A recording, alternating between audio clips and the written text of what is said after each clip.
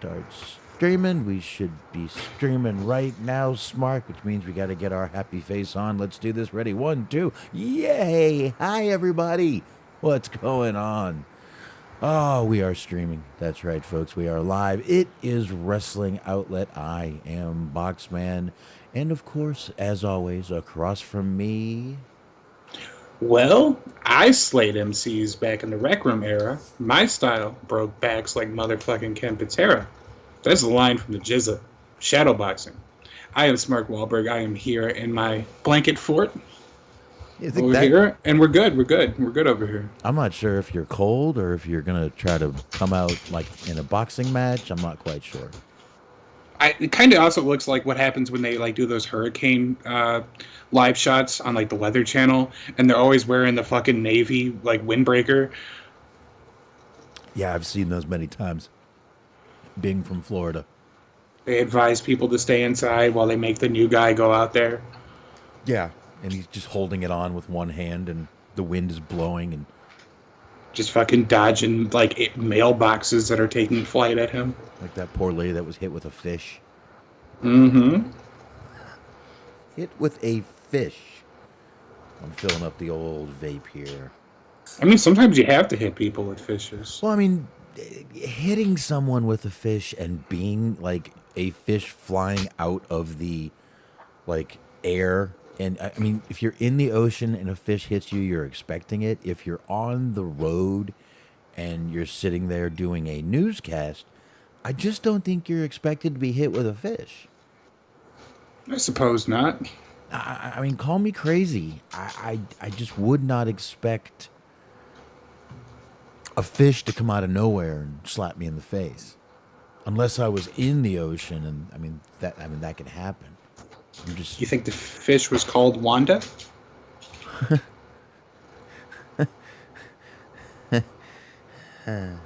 That's right. I got more of these. It's going to be an all-night thing. Looks like I'm going to have a night of no selling your bullshit tonight. Mm-hmm. Finally, the tables have turned. My turn. Okay. No, I think we're going to be all right. It's not going to be that bad. We got plenty of stuff to get into tonight. I didn't think we had that much, but actually we got more than I thought we did. We got a little bit of Logan Paul. We've got some Otis. Smart guy have Teddy Hart news. Absolutely. I will say I was feeling a little lackadaisical before the show started, and I was just kind of going through the message that you sent me.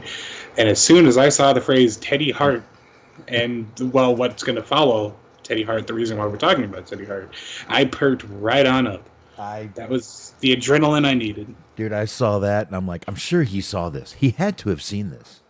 I've been out all day. I have not seen much of anything. Yeah, but you usually send me the Observer articles. So I'm like, there's no way he hasn't seen this. It was the first time I saw it, and I'm delighted. So we're going to be talking about that shortly. That is going to be fun. That is going to be fun stuff. I can't wait to get into that. So, all right. And again, I hope you're not cold over there. You're making me cold. Like cold. Mysterious. You're furious. Okay. Well, mysterious. Oh, but I'm also furious. I thought you were furious. I'm like, man, suddenly you're the father from Boys in the Hood. Run, Ricky, run. I don't think that was a father that said that. But anyway, I get your point, sir. I do. So everyone likes the new little background I got going on here. I started to realize how much after a couple beers that little swirling thing really starts to fuck with me. I'm like getting lost watching it, I think. So we got rid of that. Yes, King. How are you doing? SBC in the chat also. Norab. Norab Nibrok. That's right. Kind of sounds a little French. Just sounds like someone that would, like, try to kill you if you... He try to kill you. I'm safe. Well, I praise his boy. I got guns. This is true. Doesn't mean they'll work. I have them is all I'm saying. I've got guns too. Check this shit out. Oh, shit. Hell yeah. Sun's out, guns out. Mm-hmm. Something like that.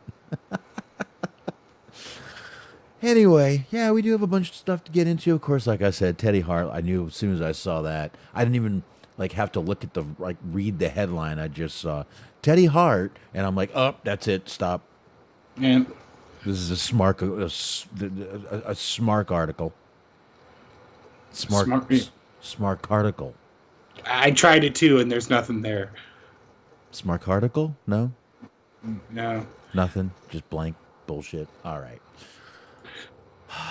All right, then I guess we're gonna have to get into something we really didn't talk about. What we were gonna start with.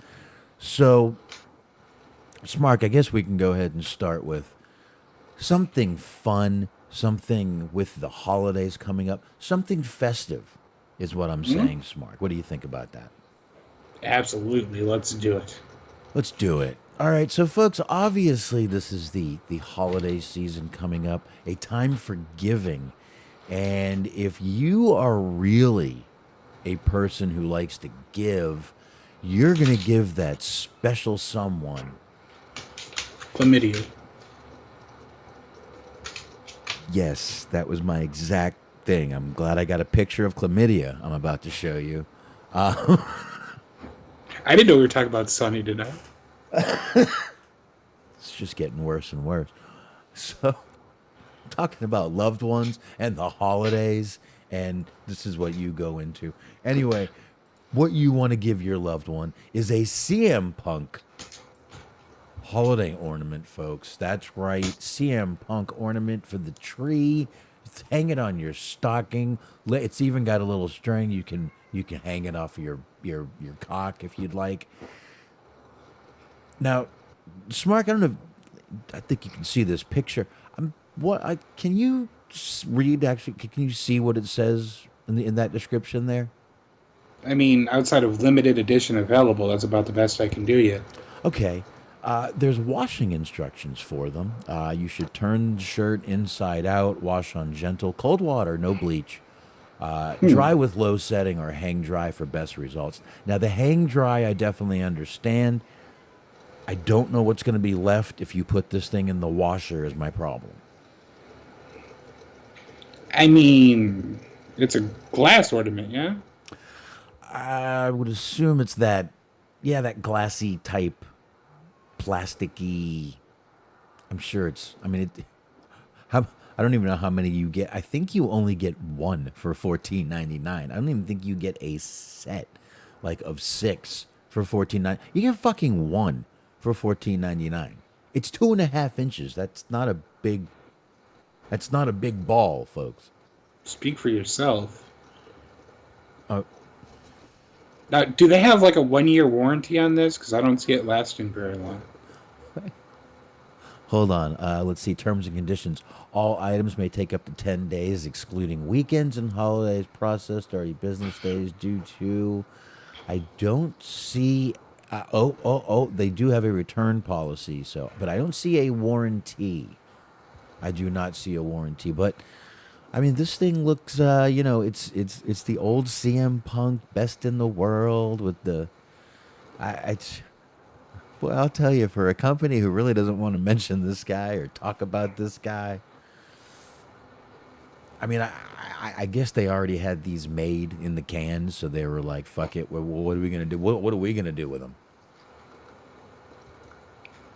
Just wait until next week. We'll be talking about the Colt Cabana dreidel. That one's a little bit more unnerving because it's just his face.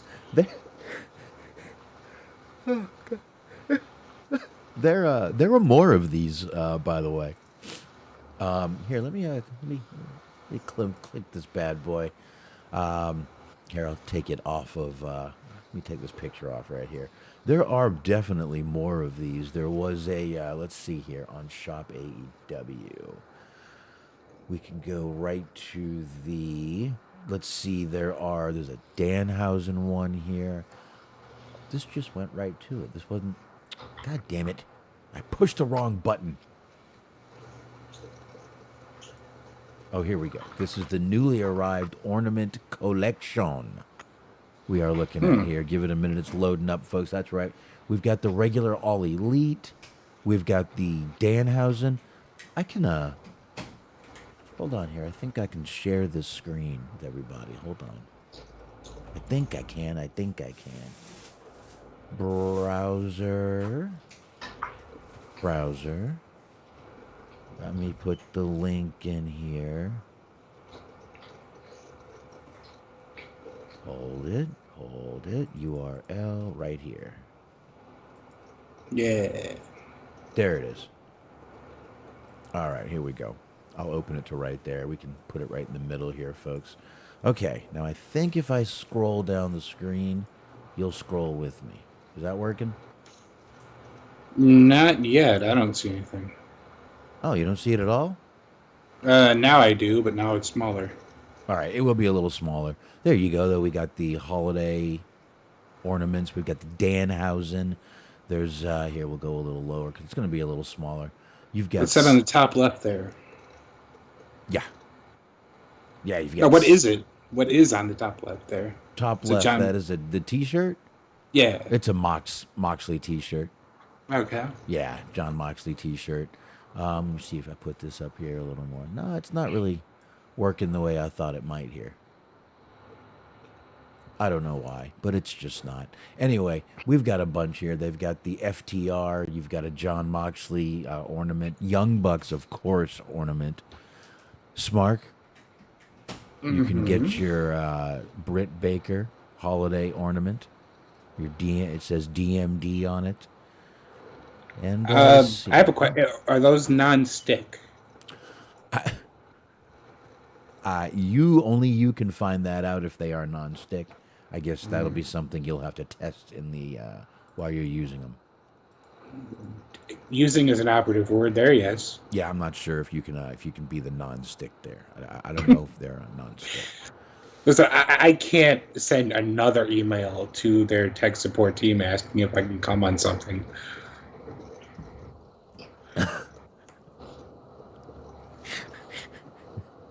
You think that? All right, forget it. It would be pretty great if that was one of the instructions is please don't come on this. This is the 6th call I've had today on what gets bodily fluid off these things. What's happening, man? I mean, they should just be a combo package at this point, and they'll just start selling the stuff that it takes to get it off there.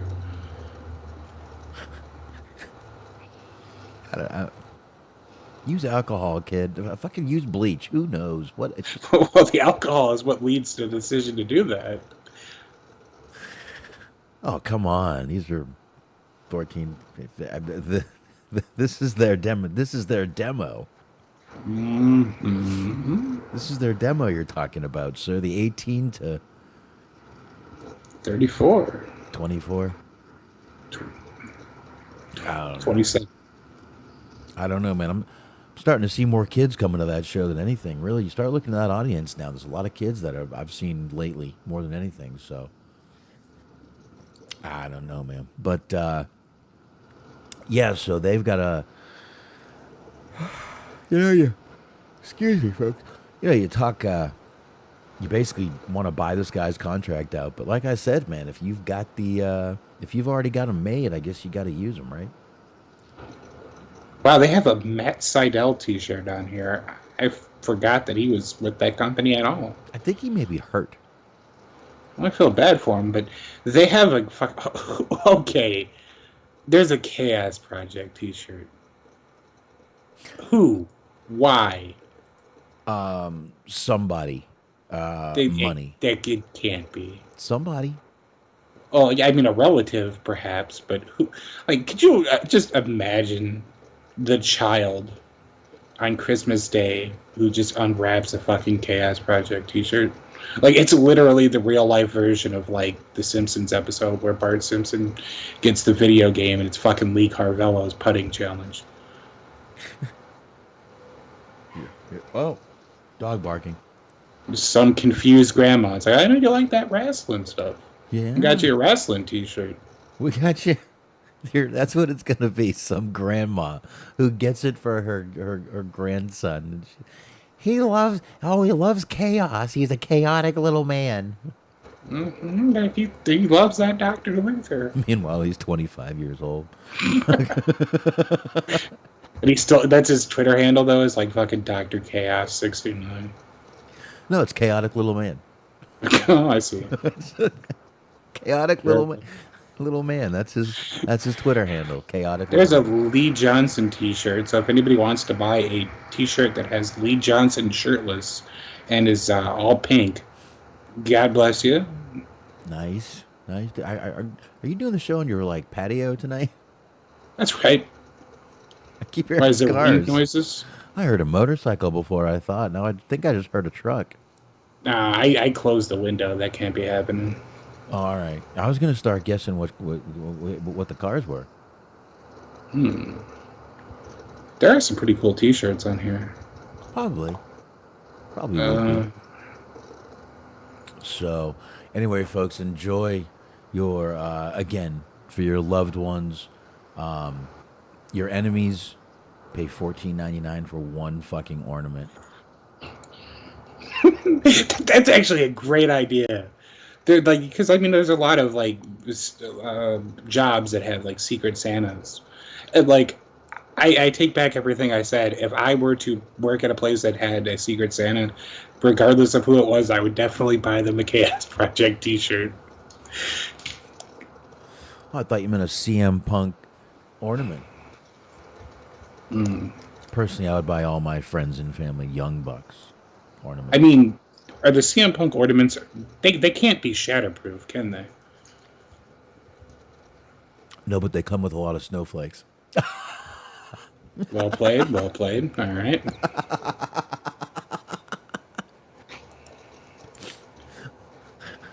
It makes sounds. It bitches and whines all Christmas. Oh, Christmas doesn't come fast enough, and then it goes, and then there's all these fucking people leaking rumors about Christmas starting at Halloween, and I can't take it. Tony Khan's a douchebag. Fucking pay me, bitch. I'm trying to run fucking Christmas here. Let's see. King says the Scissor Me Daddy t-shirts are the hottest selling merchandise in AEW right now. Which, They are. true, and I would also, I'd rather wear that than a Chaos Project t-shirt, so. All right, now, Smart, old SBC NORAB has a very important question. Yes. Are we going to get a Twitter blue? I can't even remember to go on Twitter to plug our show. So, no, I have no. That's why when everyone's freaking out about Elon Musk owning it, I'm like, I don't give a fuck who owns it. I don't care who owns what.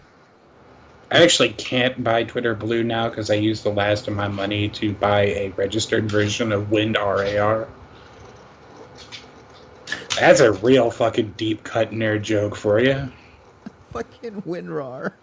Yeah, I bought a registered version of WinRAR. I've owned it for fucking a decade now, and they still ask me to upgrade it. So, all right. Has anyone told you about 7-Zip?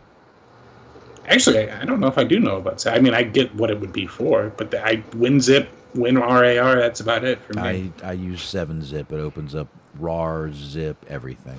It's free. You really don't even have to open them up now. If you have like WinRAR, you can just like access the full picture or whatever it is that's compressed. Your Windows will open it. You just can't do any editing to the file until you move it to your desktop or extract it, if you will.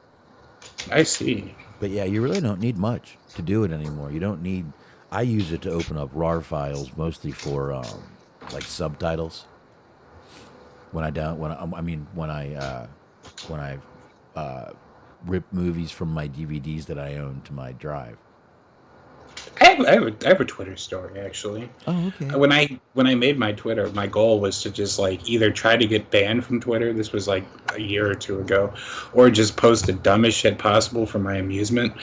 And since I didn't get banned after a while, I just gave up and started posting dumb shit. And I posted a picture of Garth Brooks, and I wrote more like Girth Brooks, and I got a bunch of tweets. Apparently, Girth Brooks is the name of a gay porn star. How come that didn't surprise me as soon as I heard that name? I'm like, that's gonna not go where you think it is. Apparently, that's somebody's stage name, so God bless him. Yeah, very nice. Wow, this shit's good. I just got new vape juice. Tobacco Monster Smooth. I got a dog over here. Whose I dog see is that. This has tobacco with hints of Spanish cream. It's caliente. Spanish cream, huh? Spanish cream. I don't know who's Spanish cream, but let's just leave that alone. It tastes great though. I'll tell you that.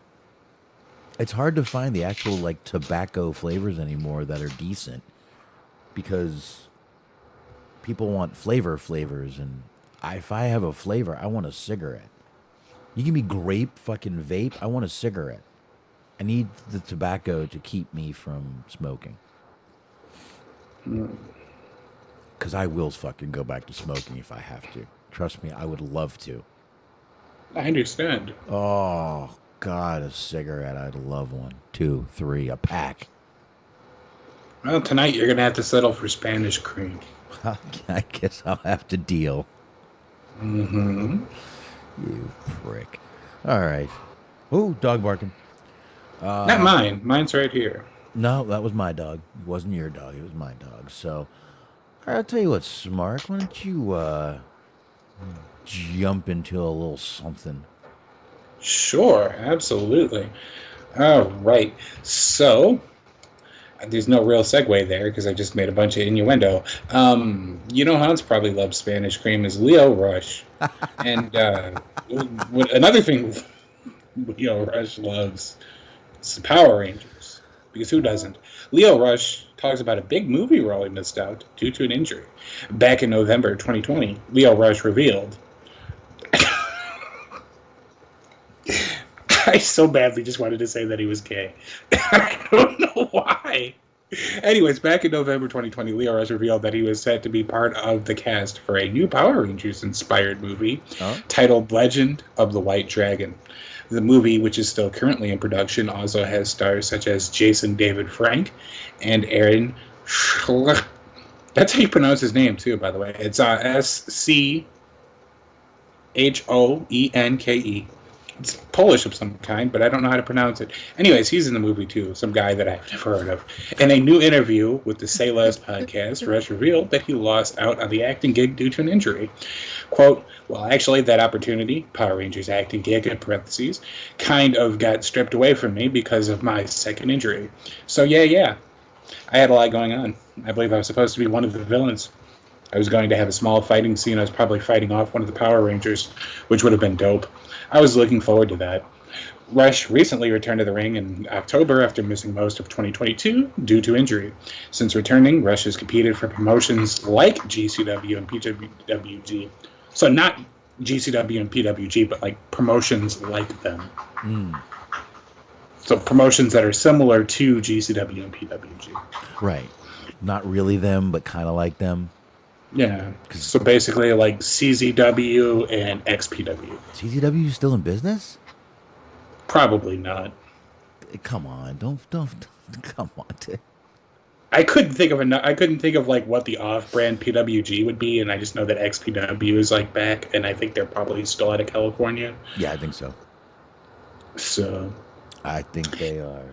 And I did say that I had a point. I had a reason why I brought this up. I told you off air when I sent you this article that there was a reason why I wanted to talk about Leo Rush missing out on the Power Ranger movie. Correct. And that's because you hate Leo Rush, and I just wanted to get you going. I do sort of despise the guy, and it's funny he was on the Say Less podcast. That's exactly what I would recommend he does. Say less. Leave. Don't say less and do more. Say less, do even lesser. How's that? That's how I feel about Leo Rush. I think people should rush to stay away from this guy. Rush to another fucking phone call if he calls you. Promoters, listen to me. DJ, listen to me. Put the chicken nuggets down, goddammit. Listen to me for a minute. Don't fucking hire this prick. I don't know. Yeah, that'd be real dope. I don't know. The, I look so at apparently, the Say Less podcast is hosted by people. It's hosted by somebody named Kaz, somebody named Rosie, and somebody named Low Key. And unfortunately, it cannot be the one that I'm hoping it is because it is spelled entirely differently. But it would be great if Low Key had a podcast. Well, I have a question for you though. Yes. See, now Smark and lucky YouTube people can see this picture I have of Leo Rush up here on the screen with all his tattoos. Mm-hmm. Who do you let sit and read your fucking torso? I mean, I think he's honor bound. If somebody spots that tattoo, he has to stand still and let them complete the reading. I mean, it looks like he has like 5 paragraphs on his torso there. 1, 2, 3. He does. So he has an entire essay. Like, I mean, it looks like it's one of those that, like, you write in English class where you have to get to a certain word count, so you just keep summing up different paragraphs. I mean, is this for her to read when she's on top? Is this some sort of love letter? I don't know what's happening here, but I'm just sitting there looking at that. Like, who the fuck is going to take the time to read your fucking torso? And somebody had to do that tattoo too. And who are you allowing to just sit and read your torso? It's like, oh, where are you? Oh, I'm right at your belly button. Oh, perfect. That's not my belly button. That's a period. Sometimes it's a comma. That is pretty wild that he has an entire, like, it's got to be like his Wikipedia article, right? It's his cage. What's that site that does what's that cage site side like seats or whatever? The cage side seats or the stats. Yeah, it's his stats. That would be fucking great if it was.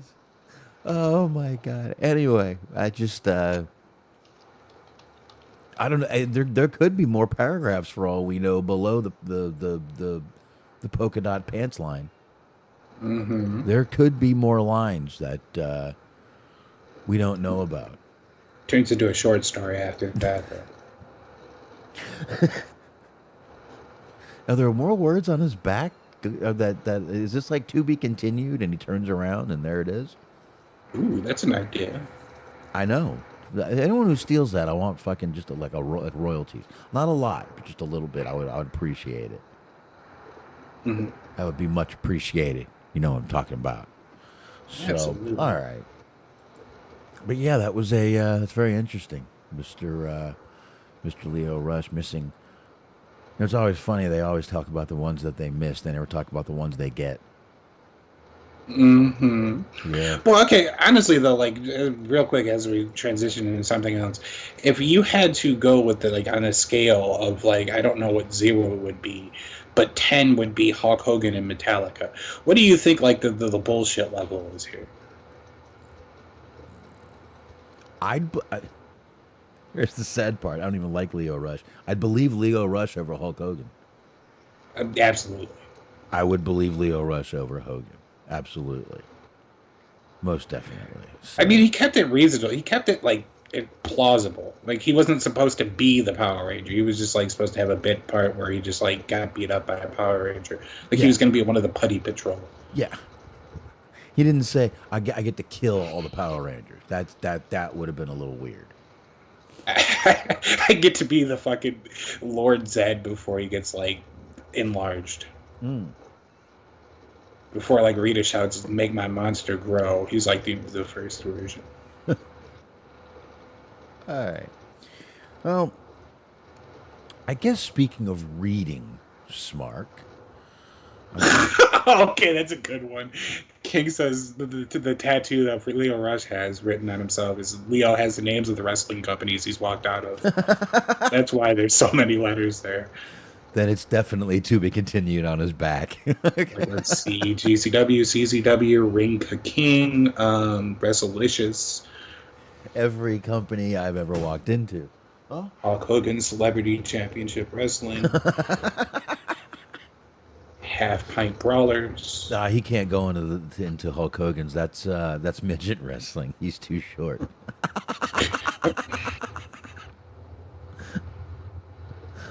He's the only guy who doesn't meet the height requirement for midget wrestling.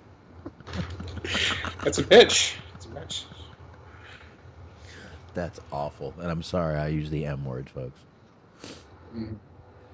Global Force Wrestling. Oh, yeah, we forgot about Global Force.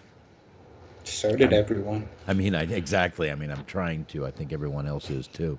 Except Jeff Jarrett, it just keeps fucking coming back every fucking time. We try to forget it. He keeps coming back and back and back. Now he's shit-talking Braun fucking Strowman. But anyway, we'll get into that a little bit later. Yeah, I guess speaking of reading, I guess this wasn't the best segue into this story.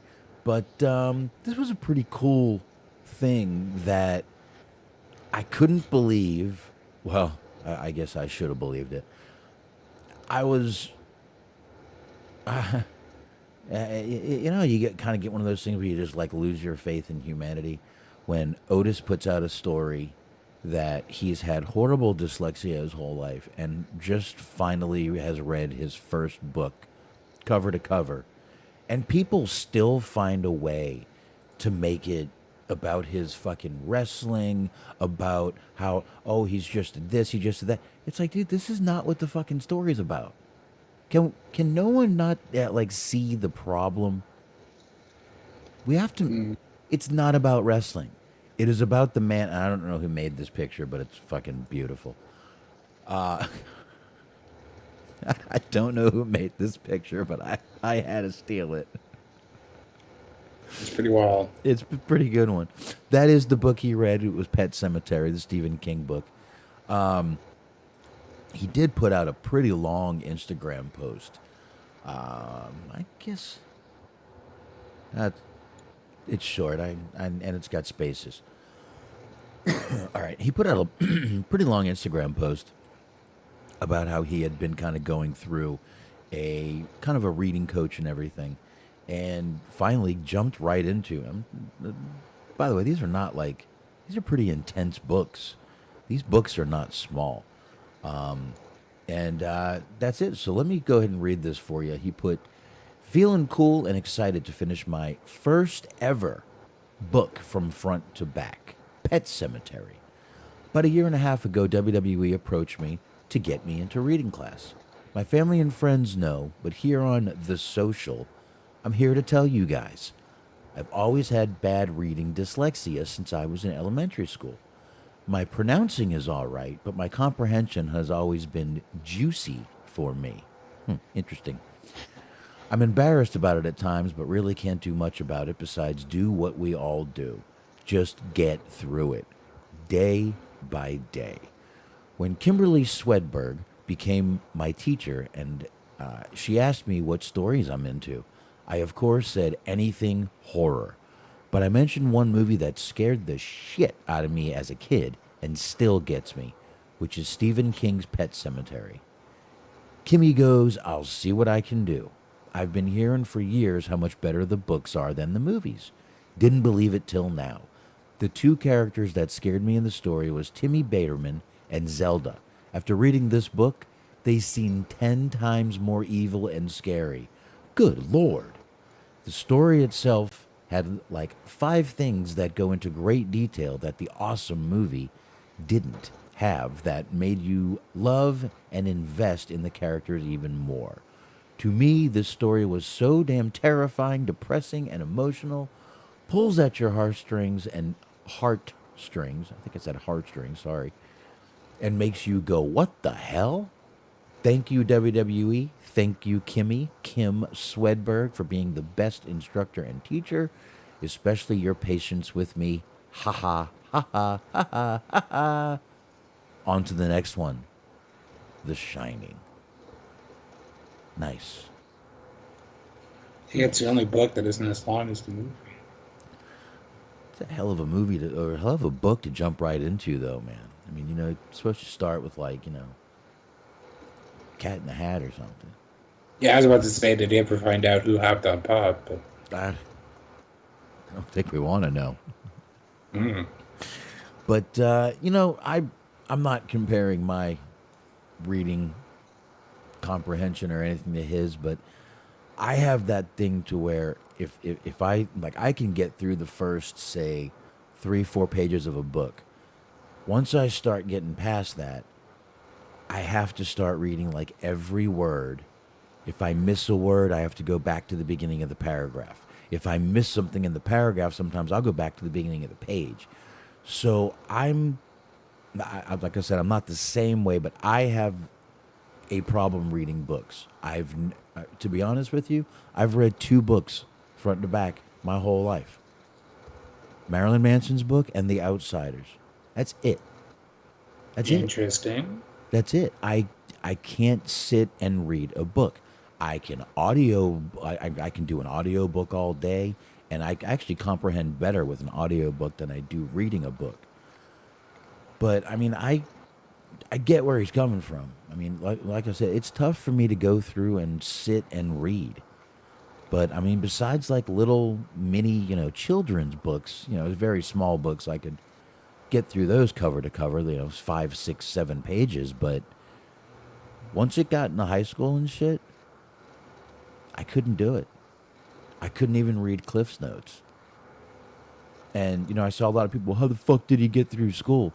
He was a fucking athlete. They push them people through. They will push athletes through, I promise you. There's a whole movie called The Fucking Program about that shit. So, I get it, man. I get where it's tough for people to, sit down, read books, and, if he had dyslexia, he was mixing up words, he was getting words, backwards, mixing up letters in his head. And like I said, I mean, if I miss one word, I got to go all the way back to the beginning of it. If I'm at the end of the paragraph, I'll have to go back to the beginning. And I mean, he did go to school in Wisconsin, so reading isn't necessarily a requirement there. Reading is just fun, not fundamental. So, not to shit on Wisconsin, but they'll push you through. Schools always will push you through. And you know what? The first few years, it's not that hard to kind of hide it. I mean, you don't do much reading in, the first few years. And then elementary school, it's not hard to kind of get past. If you do other stuff, you don't need to do the reading. Hell, if I had actually done the homework and everything, I might have actually not failed 3rd grade. I never turned in homework once in 3rd grade. Never. Until the second time I did it. The grade, not the homework. The grade itself. So, I see where he's coming from, man. I mean, I obviously, I'm not going to speak for you, but that's where my issue is. I don't know if you got any. Now, I knew how to read as a child. I've lost that ability as an adult, if you heard me read any of these articles. But, like, when I was a kid, Goosebumps was really popular, so I read a lot of, like, Goosebump books. Mm-hmm. That's where my reading came from. Yeah. I've read a couple of books as an adult. Mainly, it's not because I can. It's mainly more just because, like, I get distracted by other things. That's a whole different problem. I read the Heroin Diaries. That was really good. Oh, there you go. Yeah, I'd prefer to watch the movie. I know people say the same thing, like Otis just said. It's not the same. It's not as, in depth. There's much more, detail. Well, my problem is, like, a lot of movies I find to just be too long. It's like I don't want to read an extended version of a movie that I thought lasted too long. It's like my guy. Because, like, he literally said The Shining, and that's, like, my gripe with The Shining is that movie is way too fucking long. Yeah. I like the movie. It's not like one I want to sit and talk about, but it's not a bad movie.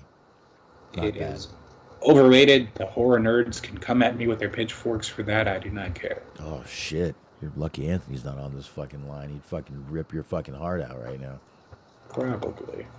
That's his favorite. He begged me to do that movie on Hollywood Hangout so many times. And I'm like, man, I ain't into that.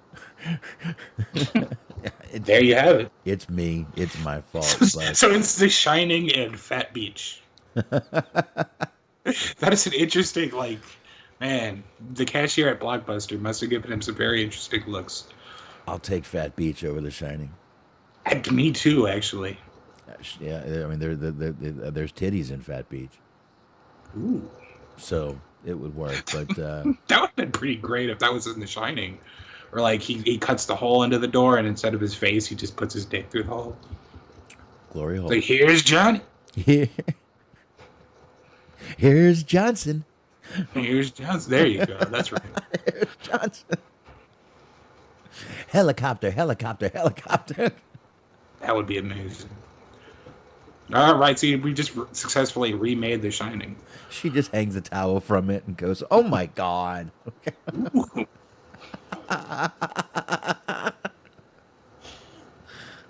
Get your dick out of the door. Get your dick out of the door. Again. I can't take you anywhere. How many times do I have to tell you to get your dick out of the door? Why is your dick? God damn you. Crazy bastard. You're going to bleed. All right, so anyway, I guess we've totally ruined. I'm just not going to post that Otis picture back up again. We've ruined that. That does have to make it hard for him, though, because, I mean, he gets the scripts. They write all their promos for him. Yeah, but, I mean, have you heard him? And again, dude, small things are not the problem for people. Right. That's not the issue. It's the length. It's more than a few paragraphs are what always, like I said, always got me. So I don't know. Yeah. Like I said, I'm not speaking for him or for you, but when it's more than 3 or 4 pages, it's when it fucks me up. Yeah, probably. I could see that. I mean, I can sit there and remember a 3 and 4 page like canned speech for like when I worked at the debt settlement company and I did sales. There was a 3.5 page speech that you needed to know. They wanted you to hit this point, that point, this point, that point. Really, what they wanted you to do is stick word for word to the speech. Hello, sir or madam. I am, name here to sell you.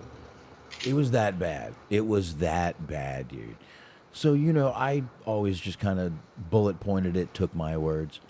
But the only thing I could, people were amazed because I could do something. Not a lot of people could go up and down, like bounce back and forth on the script. Once I remember something, and I will not forget it. I mean, I can bounce back and forth to, what the payments are going to be, why you need to do this. I can stretch out your payments to this. I can do all that and then go back to the other points I was going to make. It was 3.5 pages to be able to go back and do that was not bad, but if I had to sit and read that thing word for word, I never would have remembered it. The fact that I bullet pointed it the way I did made it easier for me. There's a way to, listen, that's probably how he got through a lot of things. There's a way to kind of teach yourself to learn it and get through it, but it takes more time. So, yeah, but I always figured it out. Listen, when I was in, Jesus Christ, what was it, 6th grade, I did a school play, and I had to remember I was the fucking lead character. I remember a lot of fucking lines, and I did. I still don't know how I did, but I did. Damn it, I was Buffalo Bill. Not that Buffalo Bill. I wanted to make such a bad joke, but I'm not going to do it. My teacher was, I believe Miss Johnston was her name. Good old Miss John. Big fan of her son, Jim? No, John Stun. Had the T in it. Yeah, yeah. Oh, does Jim have Jim? Oh, okay. I didn't know he had the T, the John Stun. Yeah, that's what it is. Jim Johnston. There you go. All right. There you go. So, anyway, good on Otis there. Reading books. Wants to read The Shining.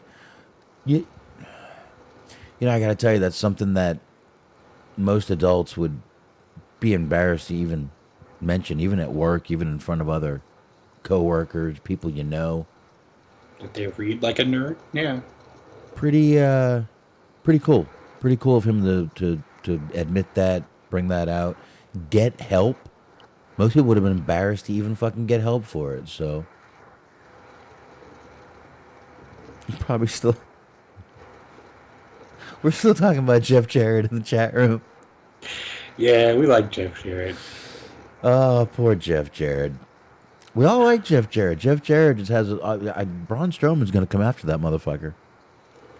They have a $30 Peter Avalon autographed 8x10 on this AEW memorabilia website. Who does? AEW, shopaew.com. How much is it? $30. Okay, this is very insulting. All right. Sean Dean, autographed 8x10, $30. Peter Avalon, autographed 8x10, $30. Hikaru Shida, autographed 8x10, $40. Jake Hager, autographed 8x10, $30. They see you as the same value as Sean Dean and Peter Avalon. You're not getting that Hikaru Shida $40 spot. Whoa, man, that's $50 for a Christian Cage one, $30 for a Dr. Luther one. So Jake Hager and Dr. Luther are the same value to this company. That's pretty wild. I would resign immediately. I mean, because come on, Arn Anderson $50, Matt Hardy $50, the fucking Big Show $50. Wait, it actually Chris says... Jericho $75. Oh my God, does it actually say the fucking Big Show? I wish if he signed it that way, I would buy it. I would actually buy two. Your friend, the fucking Big Show. Pentagon $50. So Pentagon is worth more than Hikaru Shida and twice as much, almost, as Sean Dean and Dr. Luther. Right.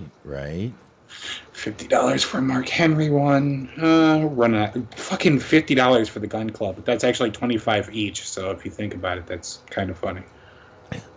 A $40 TH2 autographed 8x10. So Jack Evans not with the company anymore, and the other guy. The other guy.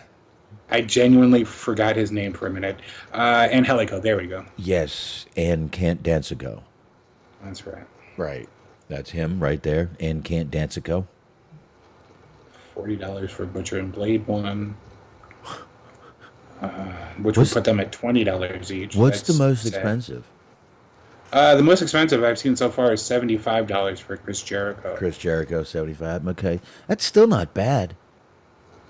If you think about it, if you went to a meet and greet, you don't think you'd end up spending more than $75 to after food and entrance and getting in? I think so. Dustin Rhodes, $75. That's kind of much. But yeah, you're right. Yeah, I think you would. So I think that's actually not a bad deal if really in the long run. And you don't have to fucking wait in fucking traffic. You don't have to smell people.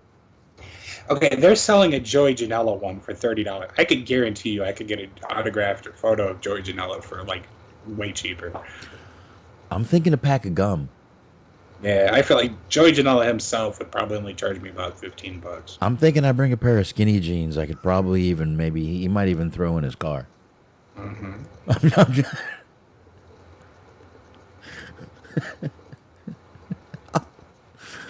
Whoa, these are so skinny. I've seen some skinny jeans. All right, fuck it. We've mentioned Braun. We've mentioned skinny jeans. Ooh, let's just do it. Not that one.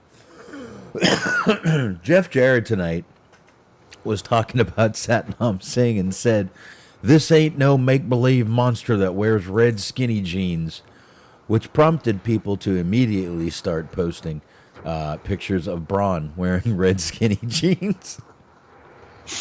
This one from the Public Enemies podcast. I'll give them a shout out since they posted the picture. That's great.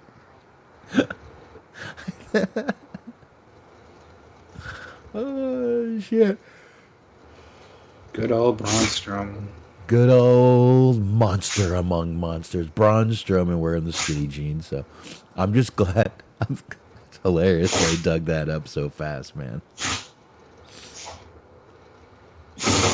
Are you snorting coke? My dog is vigorously sneezing over here. I was about to say, you want me to put the picture back up or something? I mean... She's apparently quite upset. She's apparently a big Braun Strowman fan. All right, well, we don't have... Upset her sensibilities. See, she sneezed again. Is that a shadow of a fucking catfish or something on his left leg? I can't tell. What is that?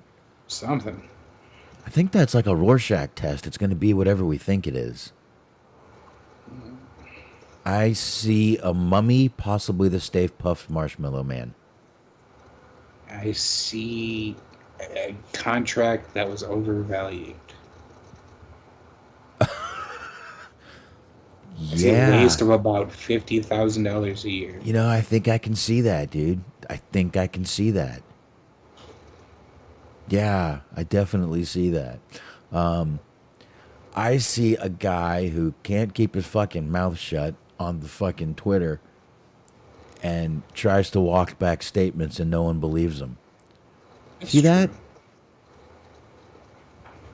Did you get all that with his comments on Twitter? I don't read his comments on Twitter. See, again, I don't go on Twitter much, but thank God for the dirt sheets. I'm going to paraphrase. I guess after his Saudi match, he went on Twitter and says, tagged Omos and was like, "Can you believe we got 47 stars?" It's like, what? They don't even have 47. We don't need to have any flippy doopy dippy doopy out there to have a great fucking match and blah blah blah. Pretty much trashing all the flippy guys. You know, the guys he works with. Mustafa The Ali. people who can like land from the top rope without their knees exploding. Yeah, yeah. You know, I mean, this is the same guy that was like, you know, if you guys don't like your fucking job, go get another one. Well, when I wasn't making enough money, I just went and got into WWE. Because that's what everyone could fucking do.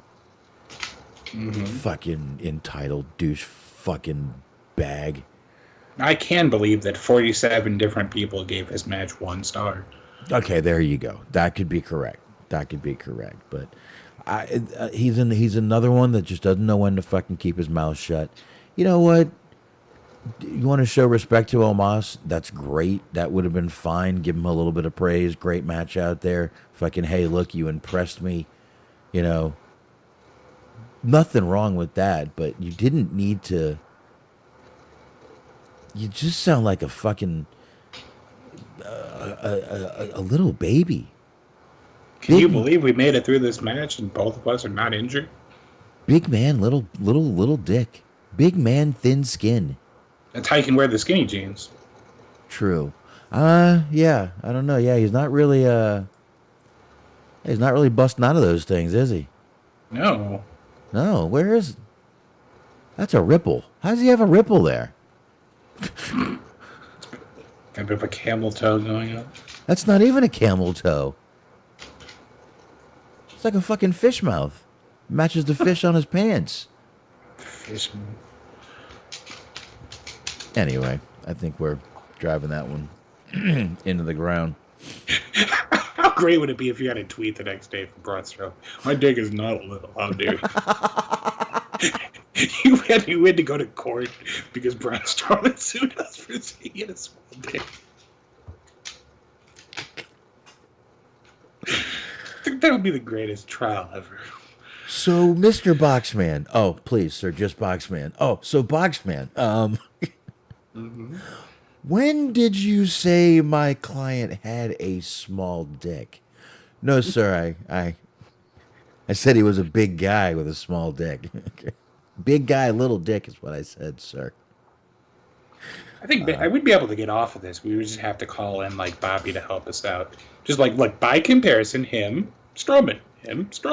Well, see what we're talking about? I will bring in Hogan to build the comparison that I was speaking about Braun Strowman and not, what's his real name, Adam Shear.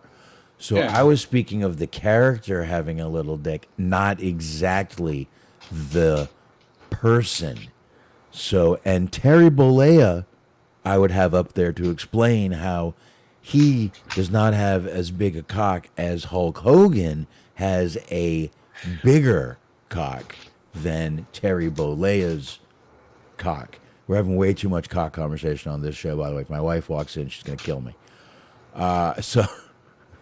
So that's how I would go about that, Smark. I would bring in Terry Bollea as my star Expert witness.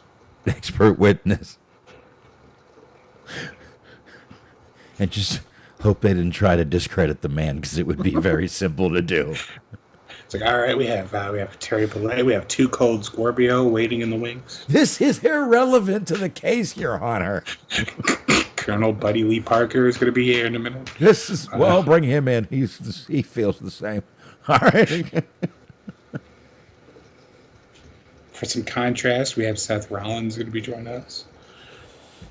Well, he did date a Nazi. Well, I mean, actually, he fucked up his whole relationship over a fucking supposedly Nazi chick. let me tell you, I did not see that coming. Listen, there's a lot we didn't see coming with Seth Rollins. Luckily, we didn't see him coming either. Thank goodness. Fucking, we used to have tit talk. Now we're having cock talk. What the fuck happened to this show? Yep, that's the indicator that the shark has been jumped. This has taken. I think we might need a couple weeks off after this show. Mm-hmm. Wow, we should have got more news. There you have it. We should have got more news. And somehow it still became about Jeff Jarrett. Strowman. Oh yeah, okay. It's about Jarrett making fun of him. Okay. Yeah, this chat room just can't stop talking about Jeff Jarrett, obviously. Jeff Jarrett Appreciation Night would be a good name for a show. He should have said Satnam Singh ain't got balls, he's got gold bars down there. Cool. I can sell you some of them gold bars if you want them. Hell yeah. Right here, the Global Force Gold Bar. Oh, look here, it's got a picture of me. You can buy one on the back. It's got a picture of Karen. That would be pretty cool, actually. Oh, God.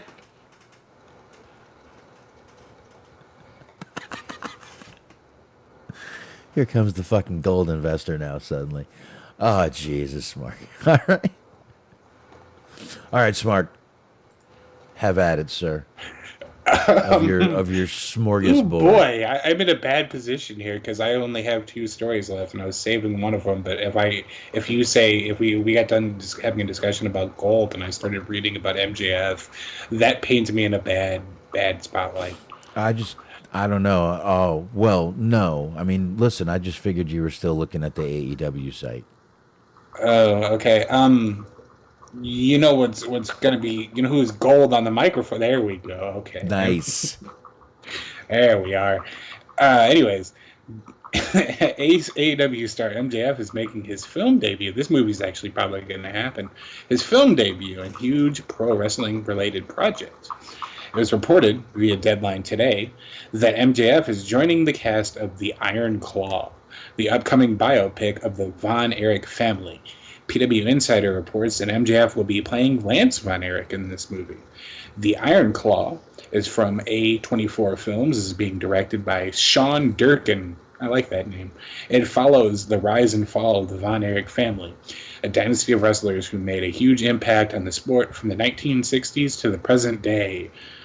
The movie features Zac Efron as Kevin Von Erich, Harris Dickinson as David Von Erich, Jeremy Allen White as Kerry Von Erich, Halt McClaney, that's not a real person, as Fritz Von Erich, Maura Tierney as Doris Von Erich, and Lily James. On Monday, A24 released a first look picture of Efron in the ring as Kevin Von Erich. Marshall Von Erich, who wrestles for MLW and is one of Kevin Von Erich's sons, commented on the picture of Efron playing his father, quote, "Great picture of Zac Efron throwing a Von Erich dropkick. My dad thought it was an old photo of him." Huh. Your dad's gullible. He's a damn fool. Oh shit, that's cool. What's the director's name again? What? Durkin? Sean Durkin, which I'm pretty sure is just like a pseudonym that Dirk in the chat room uses. Sean Durkin. Jerkin is Gherkin. That's right. There you go. We actually did. Actually, I think that might have been the night you were late when I might have talked about this, and I put up a picture of Zac Efron doing this. But I think this will be pretty good, and they did put him beside the picture of the real Lance, and look pretty good. And I'm going to tell y'all right now, this movie is going to blow the fuck up in Texas. If you tell anyone in Texas you watch wrestling, the first names they bring up is, do you know the Von Erichs? And it's like, yeah, I said I'm a wrestling fan. Yeah, I know the Von Erichs. So everyone here, whether they watch wrestling or not, knows who the fuck the Von Erichs are to this day. So this movie is going to be huge out here in old Tejas. What's interesting about this article is I read it as it was written. And it goes through, it tells you everybody and who they're going to be: Zac Efron, Kevin Von Erich, Harris Dickinson, David Von Erich, so on and so forth. You get to the end, Lily James, no name there. So why are they cutting out Lazy Von Erich? Why are they not mentioning Lazy Von Erich in this article? Because that's what I'm interested in. I want some thorough coverage of Lazy Von Erich in this movie. It might, I don't know. Well, I mean, what are they going to do? Her little in-ring thing where she was like pretending to be banged in the ring? Sure. She's an Impact Wrestling Hall of Famer, probably. She needs the coverage. I don't think she is. She will be eventually. They only have so many people on the roster. She was in there for like 30, 45 minutes maybe. She did like fucking maybe, I don't even think she lasted a year. She knew she wasn't good. She said it when she retired. She's like, I'm not a Von Erich in the ring. And I'm done trying to But I do abuse animals. She hunts. So, you know. See, there you go. That depends on what you think of hunting, whatever you I mean, in this case, I don't have a problem with it because there's no way she's hitting the shots. She's missing those fuckers by a mile. I don't know, man. Country girls, they can shoot. There you go. Country girls can shoot. Country boy can survive. Country boys can survive. That's right. There you go. All right. I'd like to spit some beach nut in that dude's eye. There you have it. Shooting with my old 45. It was old James Gibson's Ring of Honor theme song. Was old it? Jamie Noble over there, yeah. That's the only reason I know anything about that song. Dude, every time I bring up a country song, you know the words. Stop it. It is surprising the amount of knowledge of country music lyrics that I have. Yes. I hate country music. Knows every song. Shut up. I mean, this whole being into rap thing has all just been, it's a gimmick. It's a work, brother. You said, though, your family listens to a lot of country, so you were just forced to listen to it. So I get it. I live in Tennessee, and I've worked in a lot of restaurants. Country music is inescapable. Oh, dude, you walked into a warehouse, the only two types of music you hear is either classic rock around here or fucking country music. That's it. There you go. Most warehouses, you hear those. Every now and then you do walk into a warehouse and hear the hip-hop jamming, but most of the time it's country or fucking classic rock. That's it. But like I said, I think this is going to be a fucking hell of a movie. I'm actually going to definitely be interested in checking it out when it comes out. Yeah. I haven't seen much of their work, but A24, they put out a movie called X. It's like my favorite horror movie that came out this year. Mm-hmm. It's pretty interesting. It's about like a group of people, they go to shoot a porn, but they do it in like the backwoods. And then as it turns out, backwoods shit happens and people start missing, disappearing and whatnot. Things happen like that. So... Yeah. Well, speaking of missing, Logan Paul's going to be missing for a while after his match in Saudi Arabia, folks. He was beheaded. Surprisingly, no, he was not. Actually, I did see a good chunk of that match with him and Roman. It was a damn good match. Logan Paul is not afraid to go out there and fucking put his body on the line. He's not Bad Bunny, but I think he's better than Bad Bunny. I think he's better than what Bad Bunny was from what I've seen. So, really good stuff. But when he was doing a buckshot lariat, looks like he tore his ACL, MCL, and his meniscus He's not going to be around for a while, folks. I think, like, sort of just by that standard, or by what you just said, I don't think he's better than Bad Bunny, then. You don't think what? I said, just going based on this story, I don't think he's better than Bad Bunny, then. Because Bad Bunny didn't made get it hurt. out unscathed. No, Bad Bunny did. He did. You're right. But I didn't see Bad Bunny diving off the ropes like he did and doing moves like this kid does. So I think he'll be back, and I think when he gets back, he's going to be. I think you're going to have one hell of a babyface on your hands after that match. I think it was a table spot. I think he like did a dive to the outside on a table. Oh, he was I didn't already actually see it, but that is what I've heard. Oh, he did that with a fucking selfie stick and his phone. There's video of that. There's video of that shit right there, so that can be seen.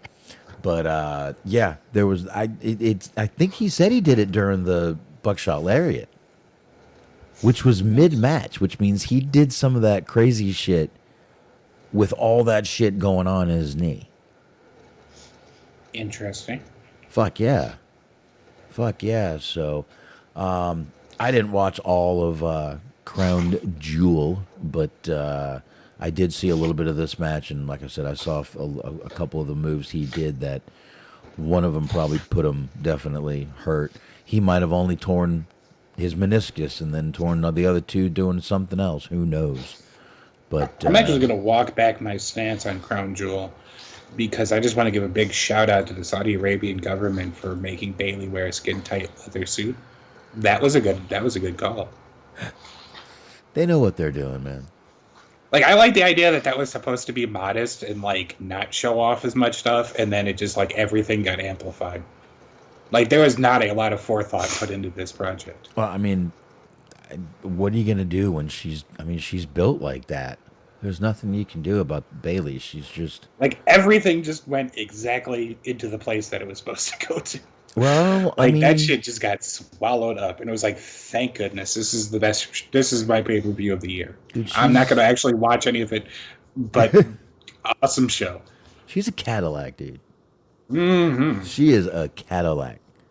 You know, you can build cars well, but hard to build a Cadillac. She's a Cadillac, man. That's right. Mm-hmm. Not just a car, a Cadillac. Anyway, all right. So that leaves us with, I believe, one and one more, Mark. Yeah, you got one, and we are, of course, going to end this show talking about the one, the only, the heartbeat of heartbeats, Teddy Hart. So before, by the way, before we get too far, Logan Paul did put out a little, how's he doing? He's actually doing all right. They are going to, he got the MRI done, and he is definitely going to be out for a while, but going to get everything fixed and come on back stronger than ever. So there you go. I'm done now. Well, there you go.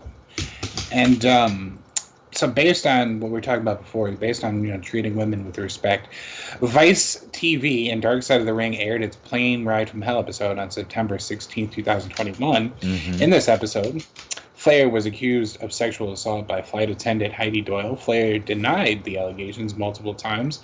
In the fallout from the episode, Flair's Woo was pulled from WWE's signature intro, but it returned on July 2022. And that's all I was going to tell you. No, at WWE Crown Jewel, fans noticed that the Woo was gone again, but on Monday's episode of Raw, it was back. Many believe, though, it hasn't been confirmed that the wrong intro played on WWE Crown Jewel as Sasha Banks and Naomi were back and Cody Rhodes was absent. Speaking on his To Be the Man podcast, Flair addressed the signature intro mix-up and said Plane Ride from Hell would be addressed in his new documentary. Quote, one of the most difficult things I've ever been through in my life, making fun of his list, personally, aside from health issues, is having 85,000 people doubt it. 85,000 people tell me within 2 minutes that I wasn't on the opening of Raw or SmackDown after that bullshit from Plane Ride to Hell came out, which is all bullshit. It is explained thoroughly in my new documentary. I mean thoroughly. I am calling some people out big time. If they had left me off, I wouldn't mind it because I had my time, and it's not my time anymore. But it's something that means a lot to me personally, as it does everyone else. I'm sure they would tell you that if they were being honest with you. It's a big deal. You're seen worldwide 3 times a week, he said. Flair previously said that the new documentary, which is in conjunction with WWE and Tom Rinaldi, will be released around Thanksgiving or Christmas. You can find his full comments by clicking here with your imagination. On the latest episode of To Be the Man, Flair said he was going to find out the premiere date and he was going to film one more session of him watching the documentary. WWE has yet to officially announce the premiere date of the documentary.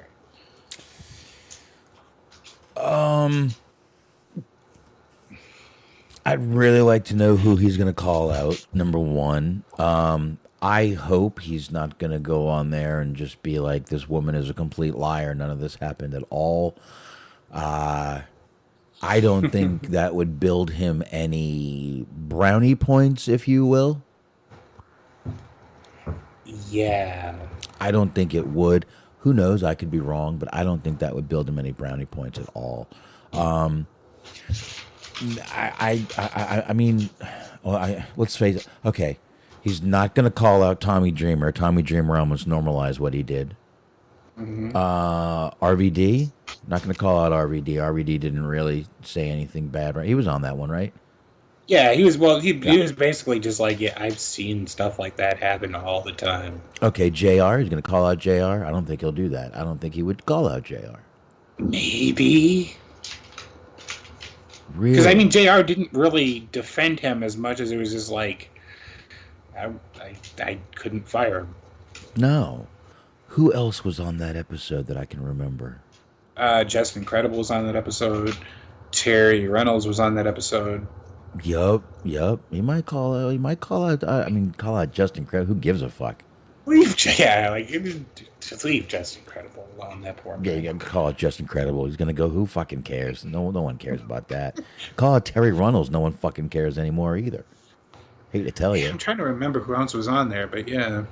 Yeah, I do wonder who's gonna call out. Like I said, I hope he's not gonna just go on there and blame the, person who claims they're a victim. I hope he doesn't do that. That would not look good. Which means he's probably going to do that. Yeah, that's probably exactly what's going to happen. Oh my God, I know he's probably going to do that. It's going to be like, yep, that's what I thought he was going to do. That's what I was hoping he wasn't going to do. So, what else would be the purpose of this documentary? I don't know. He says it's which is all bullshit. Yeah. So if it's all bullshit, he's saying, the whole episode. So he's saying Vice couldn't have got one thing right. Everything is just all bullshit. What? To make Ric Flair look bad? Like he can't do that on his fucking own? So like the cartoon series that was on the WWE network that depicted him doing the exact same thing, that was fabricated, as well as the portion of the ESPN documentary, which Tom Rinaldi may or may not have been a part of, where he did the same exact thing and people laughed and joked about it. That was also bullshit. So, see, the thing is about this is that I don't believe him, and I don't believe him because he's lying. That is the problem here. Well, I guess we'll see what happens, but I don't think this is going to end up going well. I think this is going to backfire on him. Like, it's gone away. Like, it has. I don't understand, like, what bringing this back up is going to do. And, like, you could say it's bullshit all night long. It was never taken to court. You were never arrested or, charged with anything. Mm-hmm. So at the end of the day, it's either going to be people believe you or people don't believe you. People believe her, people don't believe her. But, like, nothing's actually going to get done. So it's like, what comes of Ric Flair specifically continuing to talk about this? He just has to clear his name, if he can. He has to do it. I don't know why. You're right. People have started to forget about it right now. You had a great send off. Why don't you just leave it at that and go about your business? Yes, exactly. I mean, fucking time. Not that that's a reward or anything, but Tommy Dreamer's back on Impact. Everybody has gone about their life. Like, everything that happened because of this is now over with. Mm-hmm. And we knew they were going to bring Tommy back. If you remember, we said that like the week this happened. We're like, Tommy will be back. We know that. Impact has no fucking morals. Oh, for Christ's sake, fucking Bully Ray's back. There's no. They'll bring back anybody. Of course they will. Let's hope he doesn't have a girlfriend. Someone might tell her she's not pretty, and he takes them to the backstage. There you go. Telling you, man. Maybe that's why AEW is trying to buy out CM Punk's contract. They don't want him going to Impact again. Dude, the second people saw me go backstage with him, I would have fucking thrown my head against the wall, come out bleeding, and sued the balls off of TNA. That's right. Well, what you have to do is you have to walk a couple of steps away from the curtain, and then you do that. And like because when you're rolling out there injured, he's gonna have to run after you, and then he'll look gassed. Yes, exactly, and yell, "Don't touch me there, Bully Ray." Mm-hmm. Right, that's how you start that. Anyway, great picture of Flair I've got here. Look at the. That is not the kind of guy that would pull his dick out on an airport. That does not look like. No, this is the kind of guy that would wait for it to be on the airplane. Yeah. You would definitely not do it in the airport, Smark. Airplane. Yeah, okay, to be fair, I did misspeak. I don't think there's been any like allegations of him pulling his dick out at the airport. No, and he's not like walking around the Jamba Juice with his cock out. Right, and to be fair, he doesn't look like he would pull it out in the airport. I believe this type of man would wait until he got on the plane. To be fair. To your comment, I believe he would actually wait until he was on the plane, had a few drinks in him, and then almost like the real Buffalo Bill in Sounds of the Lambs, just kind of go, "Would you? Would you? Would you?" And that's it. Just sit there with it out and just tell him you've got the longest line and the oldest ride and the longest line. That's right. The most divorces. Oh, Flair. How we love ye. Oh. I'm sorry, man. I still like the guy. What if the documentary was like the O.J. Simpson book that came out? Where it's like, I didn't murder anybody, but here's how I would. Flair comes out with, "What if I whipped it out?" by Ric Flair. OJ had "What if I did it?" Was that what it was called? What if I killed her? What if I did it? Yes. What if I didn't? Flair has "What if I whipped it out?" See, it couldn't have happened because I didn't poke her eye out. She still has both of her eyes. That's how big I am, pal. I don't know why he's talking like Vince, but you get the idea. If I whipped it out, that plane would have gone down. Okay. Right. Gone down. It couldn't handle my cock. That's right. My God. Like Conrad can. Oh, look at Christopher Kane ruined in the last story. I'm just burying the lead, man. I'm kidding, Christopher. We've mentioned it about 3 times. We're not even trying to be quiet about it. We're dying to do this. It, but we are finally arriving at that point, and you're just in time to join us because we're going to have some fun. I know we are, but we're having a lot of fun right now with this story. We're having fun with Ric Flair's cock. It's true. That's only vaguely out of context, but oh, we're gonna have to call this show "Here Comes the Rooster." Mm-hmm.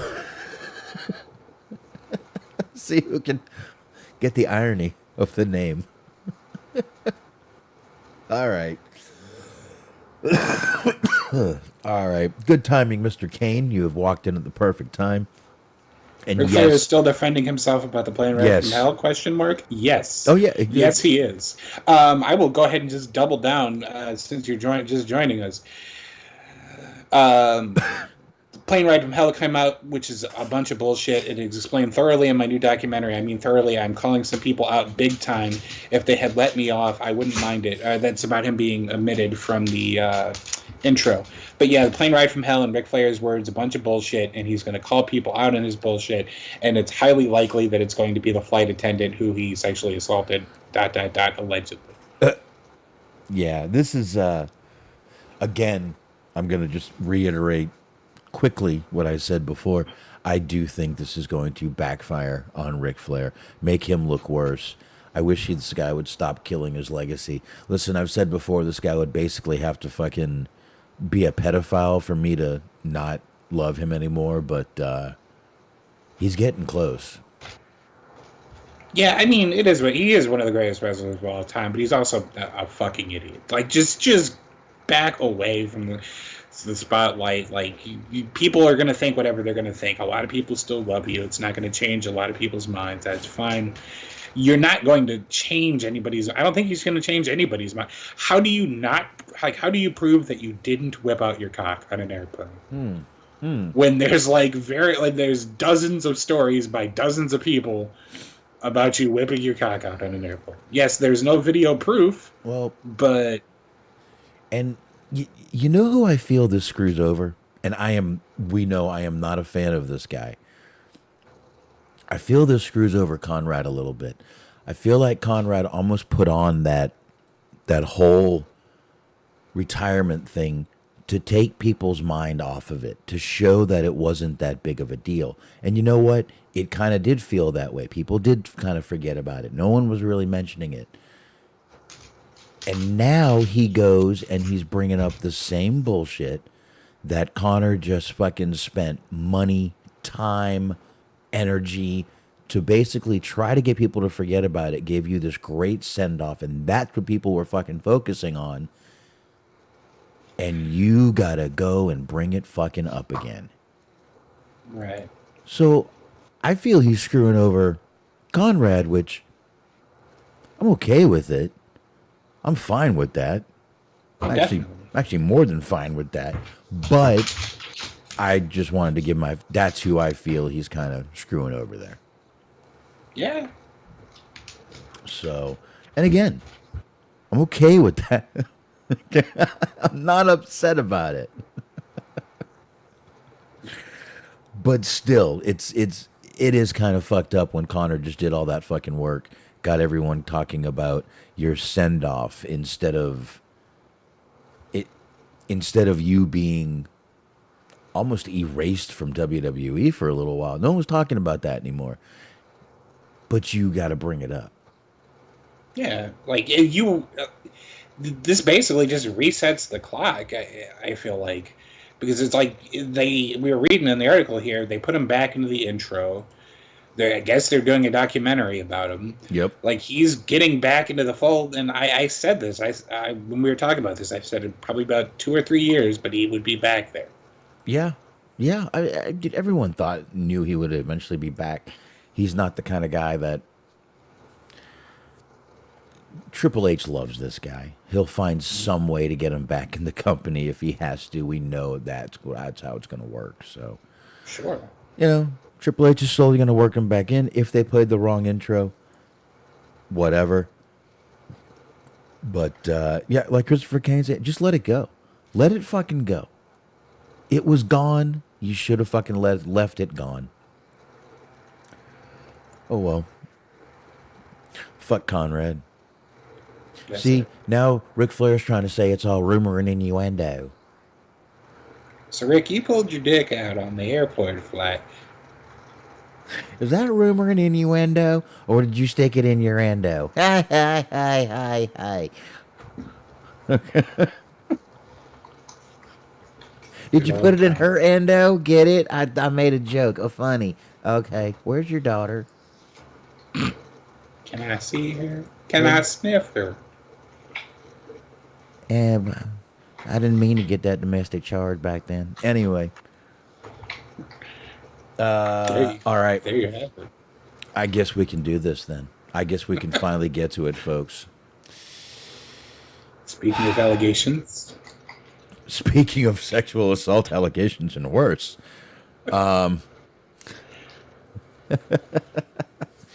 Teddy Hart, folks. That's it. I got the best picture I could find of Teddy Hart. aww, and the cat's cute too. But aww, I got the best picture of Teddy I could dig up on short's notice, obviously.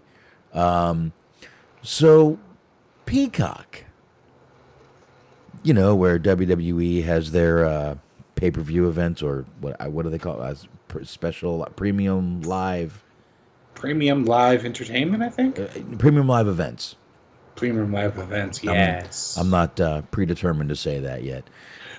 Peacock went ahead and announced, actually just this morning, they released a trailer for a thing called Dangerous Breed. Crimes, Cons, Cats. This is all focusing on the Hart family, but mostly on Teddy Hart. It's a 3-episode reality show, and it's not enough. No, this is going to be not enough.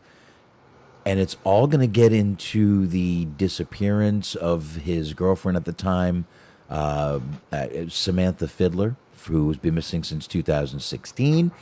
And it's going to get into his wrestling career, all that stuff. And it's going to get into a lot of stuff, but it's a complete documentary on Teddy Hart. Now, I know I can't play the video. Think I could get away with playing the audio with the picture? Perhaps. I think we're going to try it. I've got the audio. I'm going to slide this over, Smart. And I'll play the audio. I do have it. Let me find it right here. It's right here. Let me load it up real fast. You should be able to hear it at least, Mark. You're entering the world of Teddy Hart. You guys can hear that, right? I can hear. You can hear it? Let me just make it smaller. I could probably share that screen with you, but I'll play it. Yeah, you can all watch this later. It's right on YouTube. Okay, here we go. He's a pro wrestler, and his side hustle is breeding Persian show cats. I thought this was going to be the next big hit reality show. I wear this as deodorant sometimes. I hate to say it. I had no idea that I was going to wind up at the center of a missing persons case. 3rd generation Hart. It's time you meet the devil. I have the power to easily snap my fingers and have people killed. Teddy was polyamorous. He's done a lot of things to us. He's not a good man. He's one of the worst men on the planet. I don't deserve this anymore.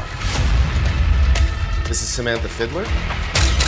Samantha's been missing for 5 years now. I haven't heard her voice in years. Where were you that time? I didn't do it. It's fine. Can we turn off the cameras? To be honest, I really don't give a about Sam Fiddler.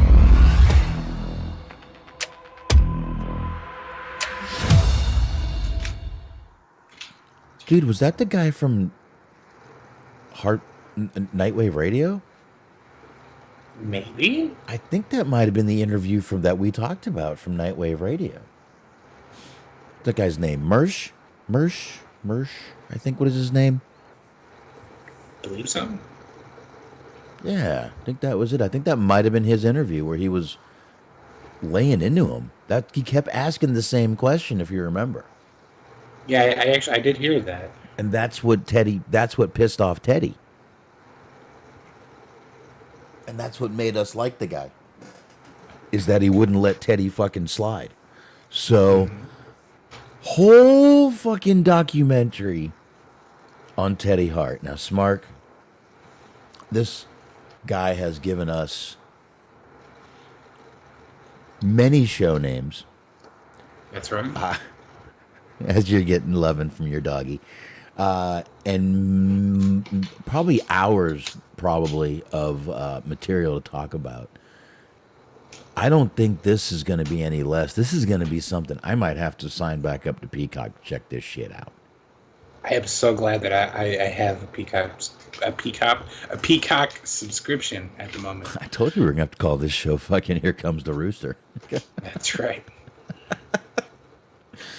Yeah, this is gonna be interesting. And like I said, I'm kind of shocked they're gonna get into the whole thing about the missing woman and all that stuff. But I mean, I guess you can't really get deep into Teddy Hart's career and life without getting into it. But I mean, they're going to get into his altercations with Punk, rape accusations, his arrests, and his side business breeding cats. And weren't we just making fun of Teddy last week, talking about fucking hookers and cats? That's right. Dude, we either talk about people and they die or something happens. We need to be careful. I did mention Jerry Lee Lewis. Damn it, I killed Jerry Lewis.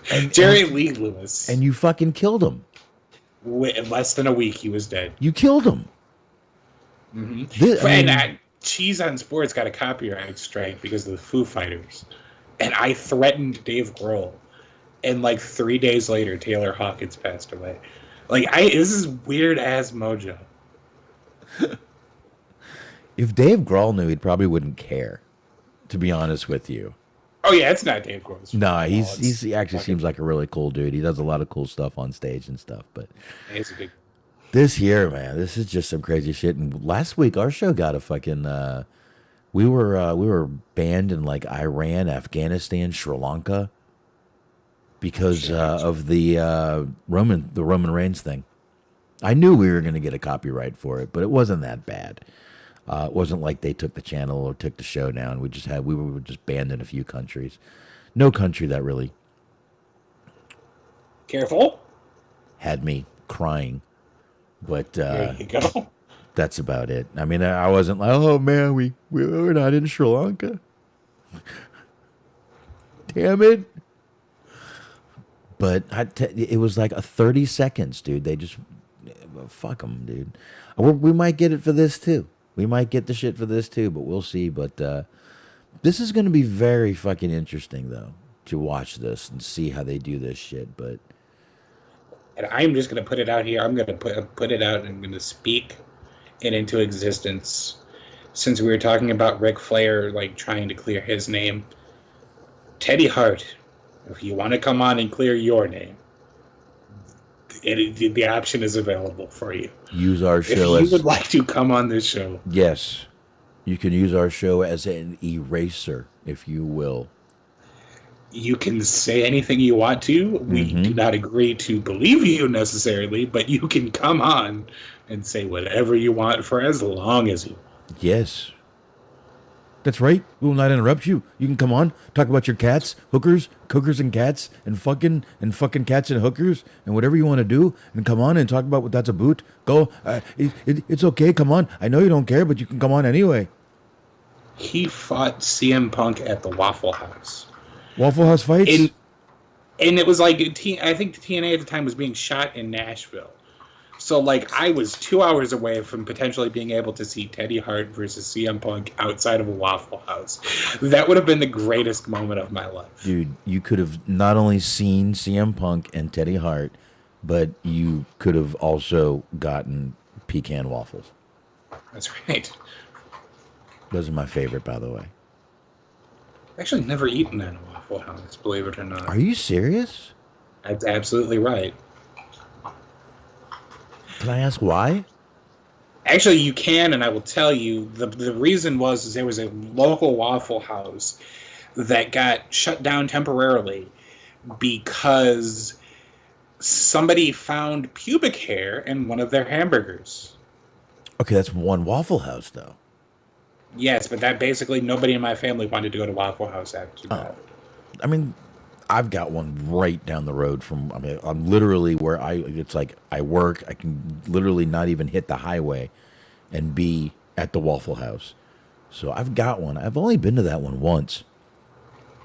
But when I travel, I always, if I'm hungry late night, I'll always try to hit a Waffle House. Plus, it's never really been my jam necessarily is places like that. Every once in a while I'll go to a Denny's, but like the whole like sort of like breakfast type places has never really been something I've been big into. Denny's.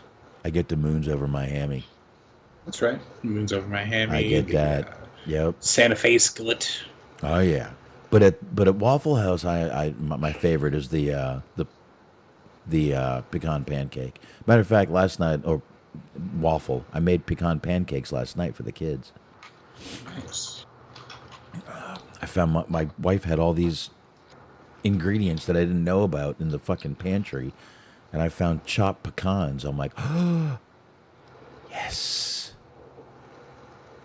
Trying to find the news article on this, and I really sort of on the pubic put hair? myself in danger by searching Waffle House pubic hair. Yeah, you're probably going to get a good 20, 30,000 articles on that. So far, the most interesting thing I found is photos of groomed pubic hair at photonshouse.com. You might even find a pubic hair contest going on at a Waffle House. You better be careful. Better be careful what you're looking for there, Smart. So, but yeah. So everyone get ready. November 22nd, this will be starting. So end of this month, mid-end month. And Dangerous Breed. Be Bolo. Be on the lookout, folks. And oh yeah, November 22nd. Holy shit, just in time for Thanksgiving. You could gather your whole family around the television and force them to watch a documentary about Teddy Hart. This will be worth watching, folks. I don't know what is on my arm, but I'm trying to get it. Like something's stuck on my arm and I can't get it off. I need to talk to my grandma and see if like she'll watch this with me and we could just like record a reaction. Just like do a little fucking 3-part series of my grandmother learning about Teddy Hart. I want to see what he says about that. I mean, let's be. I hope that they interview Jack Evans. I don't know why, but I just really hope that Jack Evans is one of the people that they thought of.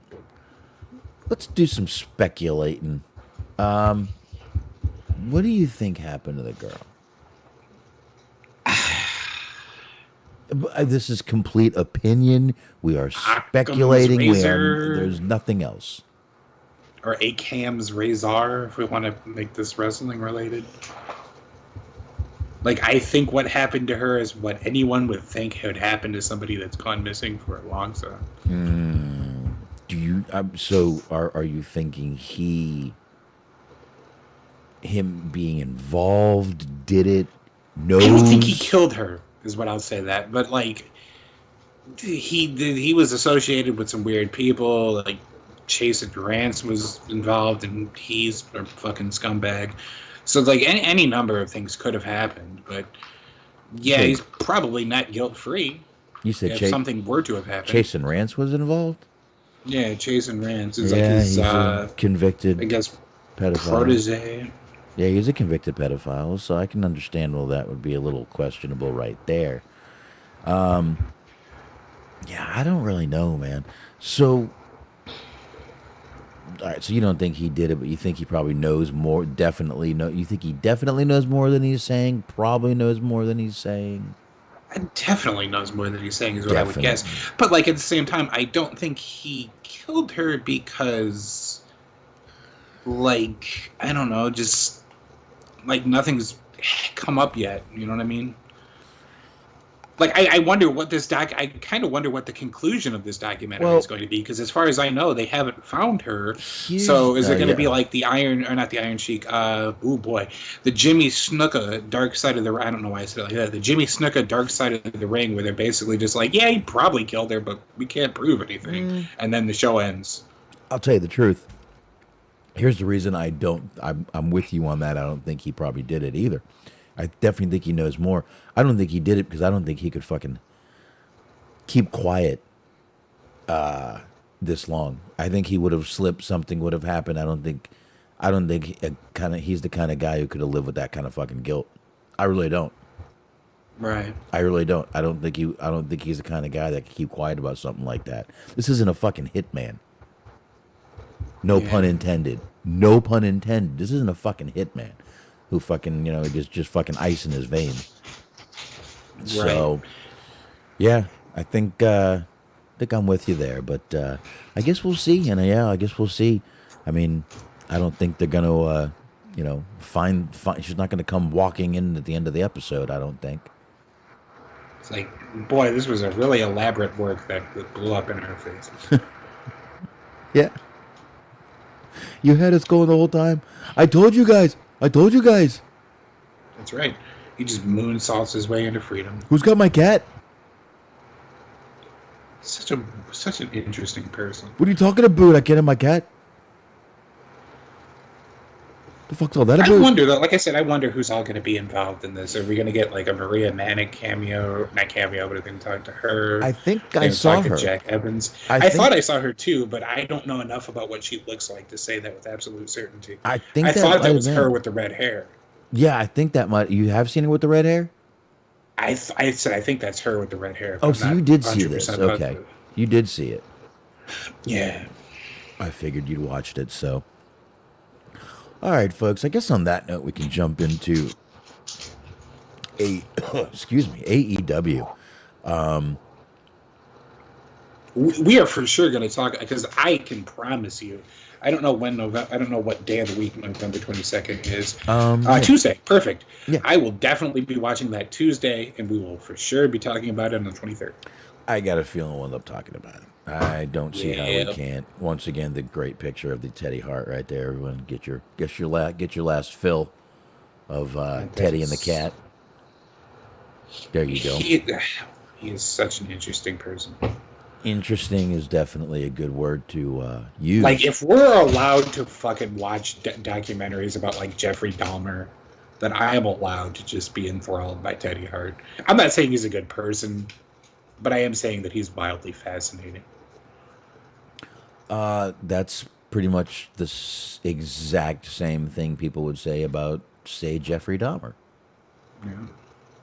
I mean, most people would say that. Some people might say he's a good person. That would also be pretty cool if Jack Evans was in the Jeffrey Dahmer documentary. Like, why am I? Why would he be? I just want more Jack Evans in my life. Why did AEW have to let him go? I don't know. You obviously do, man. You got to fucking... Jesus Christ. It'd be pretty great, though. You got a fucking Jack Evans heart on over there, man. That's right. My God, man. All right.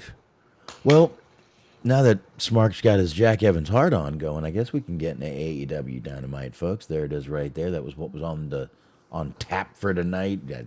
We'll hear from Moxley. We'll hear from MJF. There was a lot more talking on this show tonight than there was matches. And that's kind of what we said about last week, too. So. True. I'm seeing a pattern going on here, strangely. But I am seeing a pattern going on here. But yeah, we had a real quick rundown. We had Eddie Kingston versus Ethan Page. We had the Acclaimed and FTR versus the Keith Lee, Swerve, the Ass Boys. Saraya and Britt had their face-off. Jamie Hayter and Sky Blue. And then we had the Sammy Guevara, Bryan Danielson match, which, holy fuck, was a great fucking match. But the show kicked off with the Acclaimed and FTR versus Keith Lee, Swerve, and the Ass Boys. And I got to be honest, I did not even get in my house today from work until about 7:25. I came in and turned on the TV and found food to make. So I caught about 5 minutes of this match, and then I didn't see who won. So, did you caught like the middle 5 minutes then, or what happened here? I caught pretty much like the tail end of this match is what I caught. I see. But right when I think the match was wrapping up, like I said, I was getting something to eat. The microwave went off, and I needed food. Well, FTR and the Acclaimed won the match. Okay. I kind of figured. There you go. It was like you said, it was the opener. It was sort of set set the momentum of the night going, and it was one of the few matches in between the talking points. Yeah, there really was.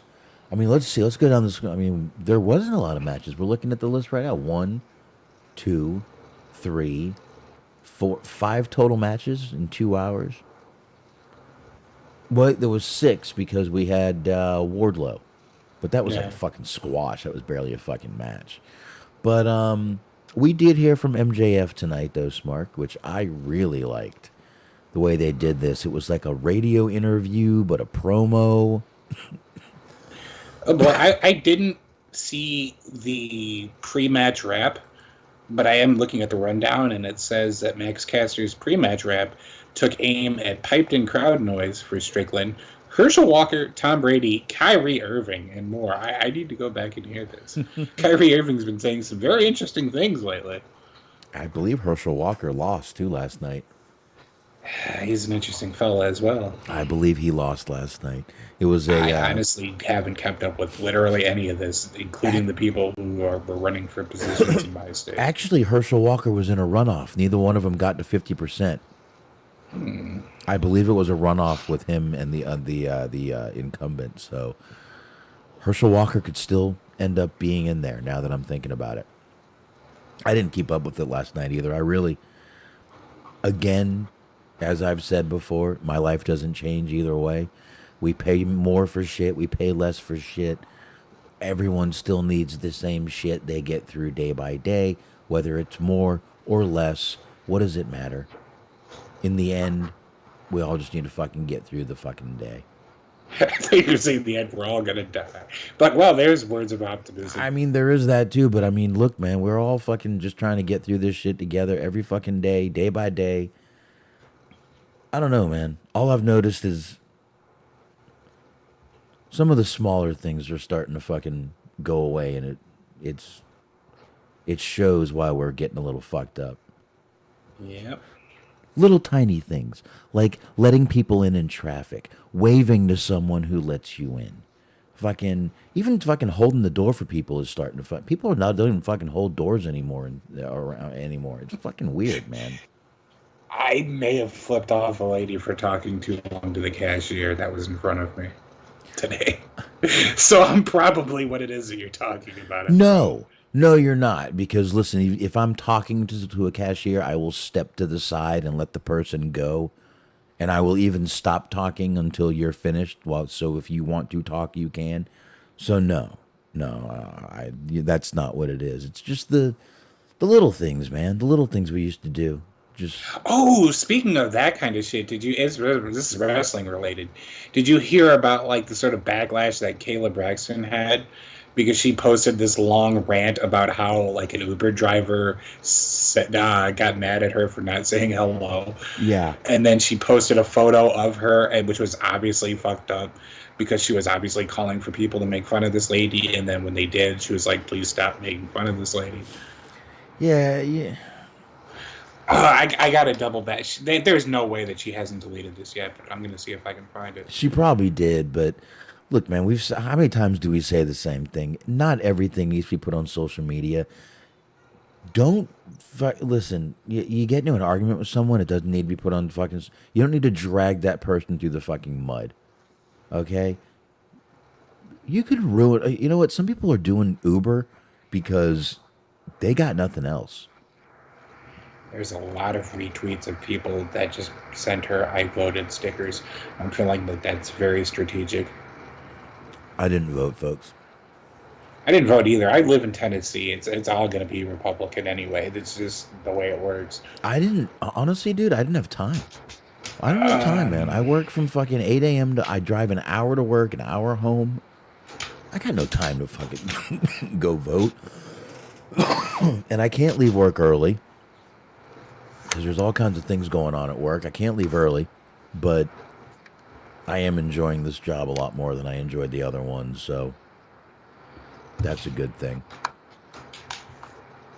That's a very good thing. But I loved this MJF kind of like radio interview. I thought it was great. And I mean, MJF saying great, awesome, good things is not a surprise, but I loved the way this was shot. I thought it was really cool. Smart took a pause to make out with his dog. I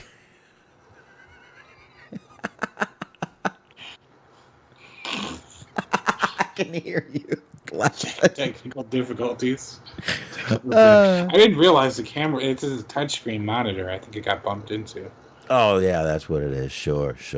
But what did you think of this whole little, like I said, radio interview? It was a unique way to do it. I think it was from Pardon My Take, was where they got the audio from, or the audio from this was from. Okay. It's they're telling an interesting story. Mm-hmm. Because it's like the whole sort of the crux of like, what is he going to do? Is this the beginning of a face turn? Is it not? Because they talked about this on the John Moxley promo later on, kind of touched on this of like MJF having sort of an identity crisis at the moment. So it's pretty interesting. I did like the style of this. Like you said, it's kind of different. It's pretty cool. Mm-hmm. I like promos that are different than just a regular old somebody talking backstage or somebody coming out to the ring, that kind of thing. Any sort of different environment, I'm always going to enjoy. So I enjoyed it quite a bit. Yeah, I thought it was really different. Like I said, I really thought it was kind of different, but I really thought it was produced well. It was well. It didn't look like it was made with the fucking shaky handy cam. Which is fine. I thought it was really well made though, and like I said, MJF always cuts a good promo, so I didn't, that's nothing new. Thought it was good shit though, man. I really did. Then we had this little Stokely Hathaway video. He's pissed. He thought MJF was his best friend. You say that, and the only thing I can think of is that Batista Rey Mysterio feud, where Batista kept yelling at him, "You were supposed to be my friend." I know. Batista has a bad fucking habit of just yelling the same thing over and over. He had some great lines, like the absolute favorite being "Basketballs don't hold grudges." There you go. Give me what I want. Mm-hmm. Give me what I want. Give me what I want. Give me what I want. Give me the match. Give me what I want. I was actually watching him over the weekend. I watched all the Riddick movies. Ah, nice. Even the second, which really, there's Pitch Black, and then there's the Chronicles of Riddick, and then there's Riddick, the last movie. But in between Pitch Black and the Chronicles, there's a cartoon. I see. It's like a 35-minute cartoon. But it's Vin Diesel's voice. It's all their voices really being used, but it's as they get off the planet on Pitch Black and move into the Chronicles. It kind of tells the whole story. It's kind of cool. So I didn't even know I had it until I was looking through my Reddit collection, and there it was. But Dave Bautista is in the last one, the Riddick movie, so always funny watching him. So, but anyway, we weren't talking about Bautista. We were talking about Stokely Hathaway and MJF, and he said he doesn't need anybody though, so he doesn't care. I love how he says he doesn't need anybody, but he's got this whole fucking group called the Firm that's fucking all around him, but he don't need any of them. Back-to-back weeks where there's a promo about somebody thinking that somebody else was their friend and how they now feel betrayed. We were talking about this last week with Tony Storm and Jamie Hayter. True. Maybe they need to realize it's not fucking, it's not show friends, it's show business they're in, and they need to fucking grow up a little bit. It'd be pretty great if they were on Show Friends. Show Friends. Next week, it's fucking David Swimmer's just out there hanging out. I call him 4B because that's what his character was named in NYPD Blue. What the fuck is that guy's name? The one that wasn't a good actor. Chandler? Something Perry. Matthew Perry. Matthew Perry? Yeah, Matthew Perry. There we go. We got there. Oh. If we just fucking Matthew Perry was like, next week he's like Eddie Kingston's manager. Matthew Perry might be the only person in the entire universe that doesn't like Keanu Reeves. So that tells me Matt Perry is an asshole. There you go. Because Keanu Reeves is a bad motherfucker who has gone through some shit in his life. If you ever really dig into his fucking life story, most of us wouldn't have fucking survived the fucking tragedies he went through. I'll be honest with you. So let's just leave it at that. Do some digging into Keanu Reeves' real life and see what he's been through, and see if you could have fucking gone through it. Anyway, enough of Keanu, dude. Keanu. Ethan Page comes out right after this promo on how Stokely don't need nobody. He comes out with Ethan Page, and I'm like, well, that just negated your whole fucking promo, douchebag. But anyway, here we are. I don't know. I would argue that Ethan Page is a nobody. Oh, well, I didn't think about it like that. You know what? You're right. I didn't think about it like that. This was versus Eddie Kingston. Kingston came down with Ortiz, Mark, and it felt like it's been months since we've seen these guys. It has been. Yeah. I mean, he did a promo. He did a promo, like, I want to say 3 weeks ago or so on Dynamite, where he was just talking to Renee Young, and he was like, everything's fine. I like Moxley. I like Pentagon. That was the the Halloween, or the episode before Halloween. Right, he's before, like, everybody else could leave me alone. And that was the last that we had seen of him. He's been on Dark and Dark Elevation, which, as an Eddie Kingston fan, I'm sure that's a good sign. Thumbs up there. Where they win matches. He's been teaming with Ortiz. They win matches, and then he attacks the opponents after the match anyway. So everything's going well for him. Going great for him. He's got himself a title. He's got himself a world title eliminator match against Ethan Page. And didn't go so well for him, Smark. No. This was the first of the eliminator matches. And Ethan Page ended up taking this one and moving on in the tournament. And I'm just like, really? Why? I'm sorry, but Ethan Page to me is the exact same level as fucking LA Knight. They're both just fucking generic. He is. That is a perfect comparison. He is their LA Knight. They're both like, just, he's not a bad talker necessarily, but at the same time, he just has big who gives a shit vibes about him. Just that kind of energy of like, he's sufficient. And they're both trying to be something they're not. LA Knight is trying to be The Rock and Stone Cold Steve Austin. There's a problem. He's not Stone Cold Steve Austin. He's not The Rock. He's neither. And he needs to stop that shit. Fucking Ethan Page, honestly, thinks he's fucking LA Knight, which is just as bad. So, I don't know. I think they're fucking just as comparable. And I know a lot of people love LA Knight. I got no problem with that. Everyone has, their likes, their hates, and they're all different. I think the guy is fucking more generic than I said Ricky Starks was. I don't understand. Like, I feel like he's being pushed and being booked on like Dynamite and on TV and whatnot because he has a YouTube channel. Or it's just like, is that where we're at with wrestling nowadays? Because it's like, you had an opportunity.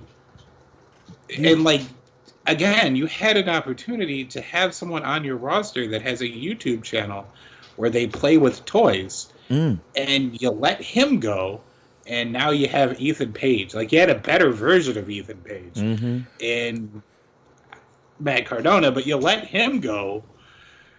I don't know what you're doing here. I don't understand. Like, they're really kind of starting to like just really fuck up how they're using some of their talent that could be really big stars for them. Because you're not using Eddie Kingston that much. Yep. You had him do one promo in like the last month. He's been on Dark week after week, and then his first match back, he's losing to Ethan Page. You have fucking Marina Shafir has been on Dynamite more than Miro has. Like, this is a problem. This is a big, like, what are they doing? Dude, and I'll throw I know they have him on a little bit right now, but I'll throw Lance Archer in there, dude. There's another guy they could fucking really fucking push to the moon. And he's backstage fighting fucking, little dudes. What I think that's going to be a really good match, though. I do too, but, Lance Archer is like, I mean, I almost feel like he's their Dolph Ziggler, to make another fucking comparison. He's like their Dolph Ziggler. They give the guy this push, and then they stop it, and then they do it again. And they've done it 3 times already with this guy. This company's only been around 3 fucking years. Right. You keep doing this, you're going to put this guy in Dolph Ziggler territory. This guy doesn't bump like Dolph Ziggler. This guy doesn't do shit like Dolph Ziggler. Don't do this to him. He's a big man. Let him fucking keep doing what he's doing. So, yeah, and he's a good worker, too. Like, when he actually gets the opportunity to have a good match, he can put on a good match. And he's a great guy to go out there and toss around the fucking little guys safely. Mm-hmm. He's a good guy to have fucking do that, but no, they'd rather have fucking Ethan Page go out there and beat Eddie fucking Kingston, which makes no sense to me at all. But, listen, this is the same company that had fucking FTR after people yelling and screaming for them to be on television. Their first match back since like March, they lose.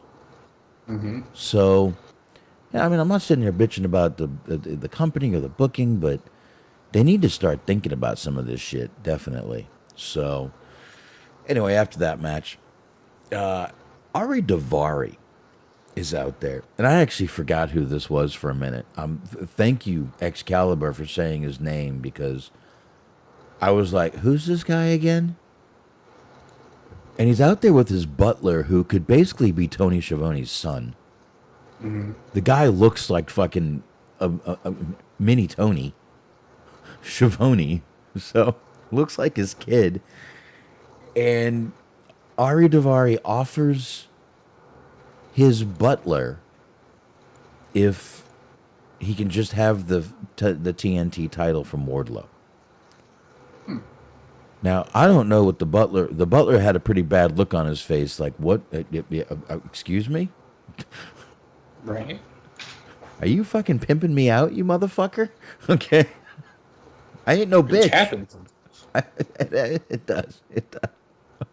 But, we get that. And next thing you know, Wardlow and Joe, they make their way to the ring. Wardlow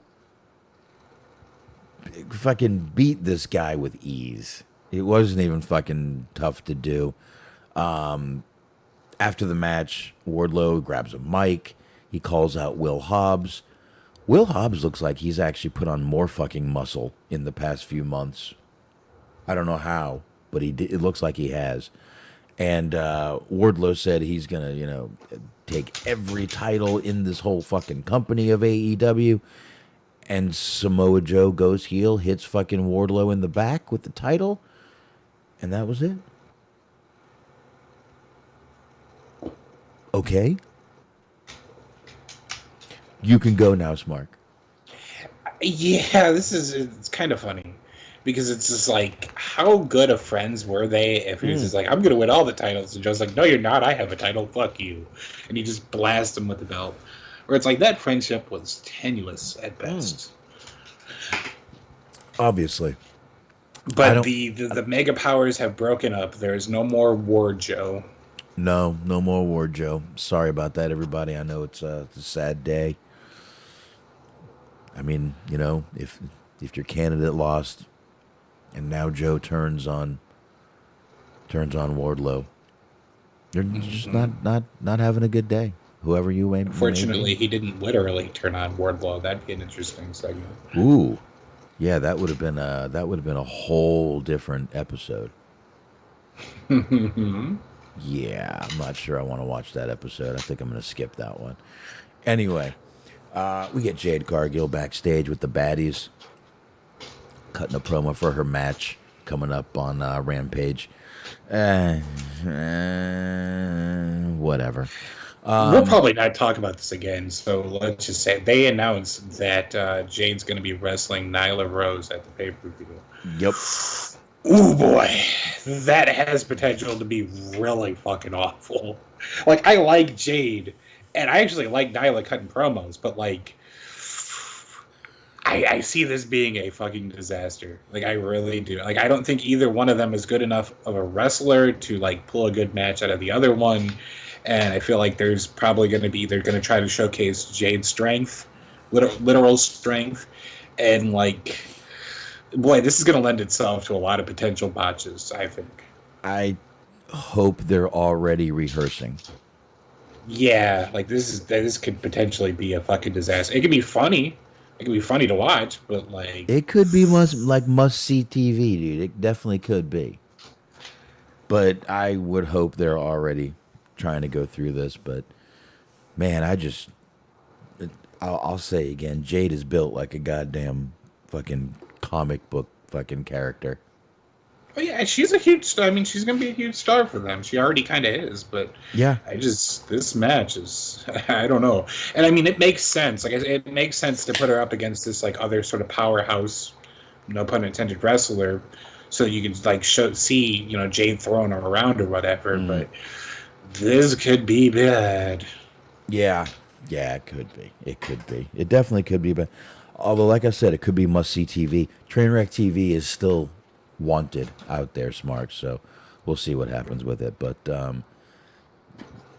we get this thing where this was the most convoluted way to get Trent of the Best Friends to get a match with Jay Lethal. Unnecessary, so we're not even going to fucking go through it. Anyway, they have a match. Jay Lethal, before Trent even gets down to the ring, ends up chalk blocking him from his leg from behind, and starts beating him all the way down to the ring. The bell finally rings. Lethal, after it wasn't a very long match, Lethal hits a lethal injection, wins the match. And here comes the rest of the crew, and this is where Jeff Jarrett made fun of Braun Strowman and his skinny red jeans.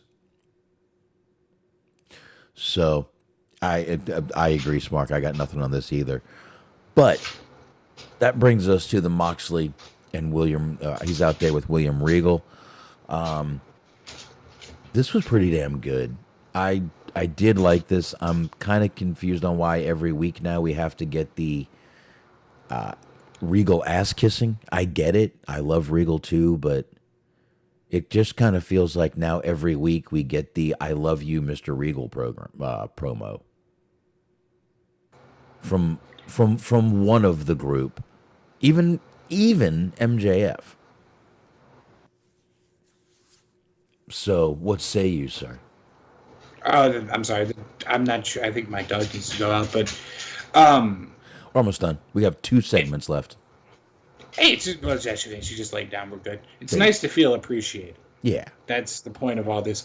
But no, it wasn't just like specifically "I love you, Mr. Regal," because like we're talking about is Moxley talked about MJF like having this sort of identity crisis, and how he was saying that, you know, like it's laughable that he refers to himself as the devil because John Moxley has seen the devil, and he knows what it's like to actually be, you know, this badass millionaire wrestler that MJF wants to pretend that he is. So like there was some talk there. Like it wasn't just, he didn't just go out there to fluff Regal. So there was something to it. It was a pretty good promo, I thought. Well, I would hope we wouldn't just see him go out there and fluff Regal. Be interesting. Again, that would be a whole different show and a whole different segment. And we did sort of steamroll over it. We had the Saraya Britt Baker segment where Saraya said that she was clear to wrestle. I think we all thought that was going to happen, but holy shit, it was nice for her to be able to cut her promo like that. We did gloss past. I totally missed that. I'm sorry, Smark. And you're right. That was, first of all, Saraya you could tell the emotion pouring out of her during that. And I mean no pun intended by that. By pouring out of her. Nothing. I promise. I don't mean anything by that. This was a very good promo. She officially announced that she is 100% cleared to wrestle. You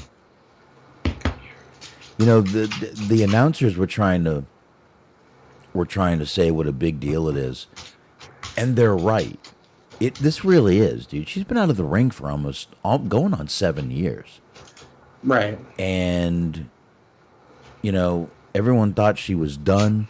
WWE basically told us she was done.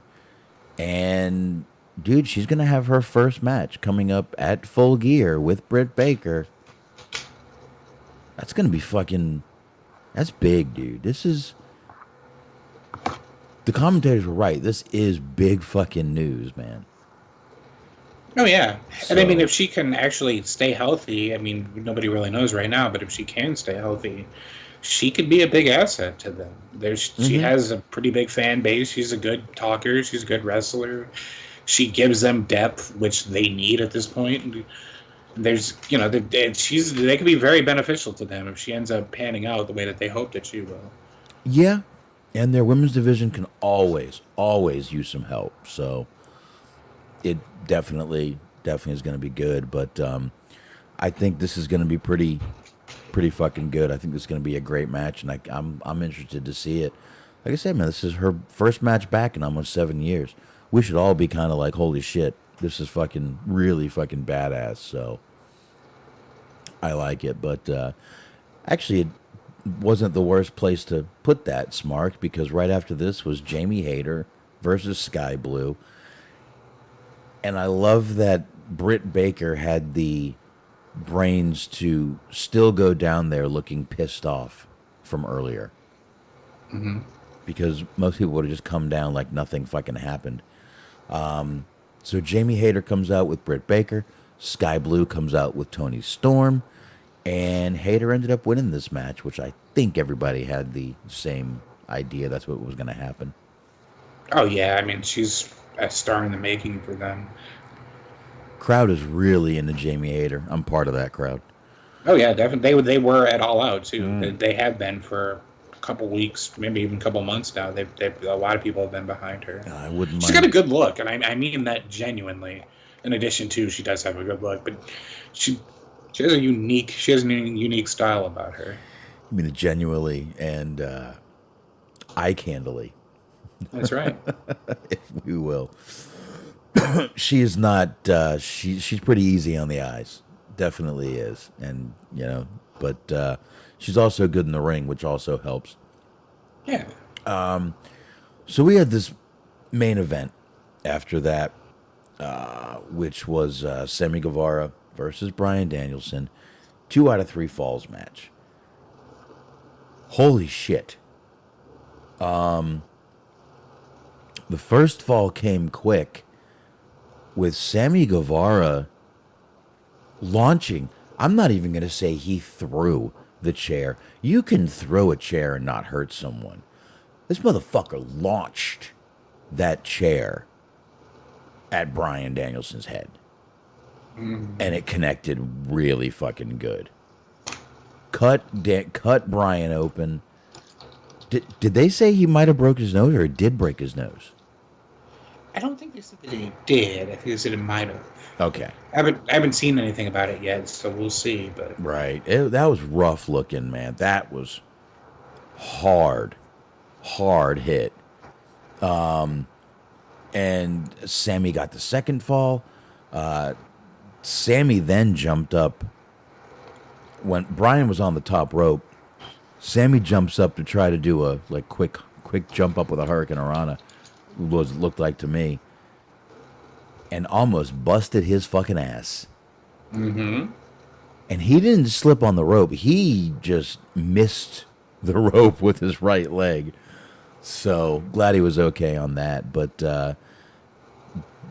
Bryan Danielson ended up winning the match. But these guys went out there and put on a fight, which I had no doubt. They put on a fucking amazing match, man. I loved this fucking match. It was great. As usual, Bryan Danielson goes out there and tells a great story in his matches, what he's known for. And I thought it was good shit. What I liked about it is that anytime that you do a match like this, obviously, as soon as they announced it was going to be 2 out of 3 falls, you knew that one person wasn't going to win the first 2, and then that was going to be over.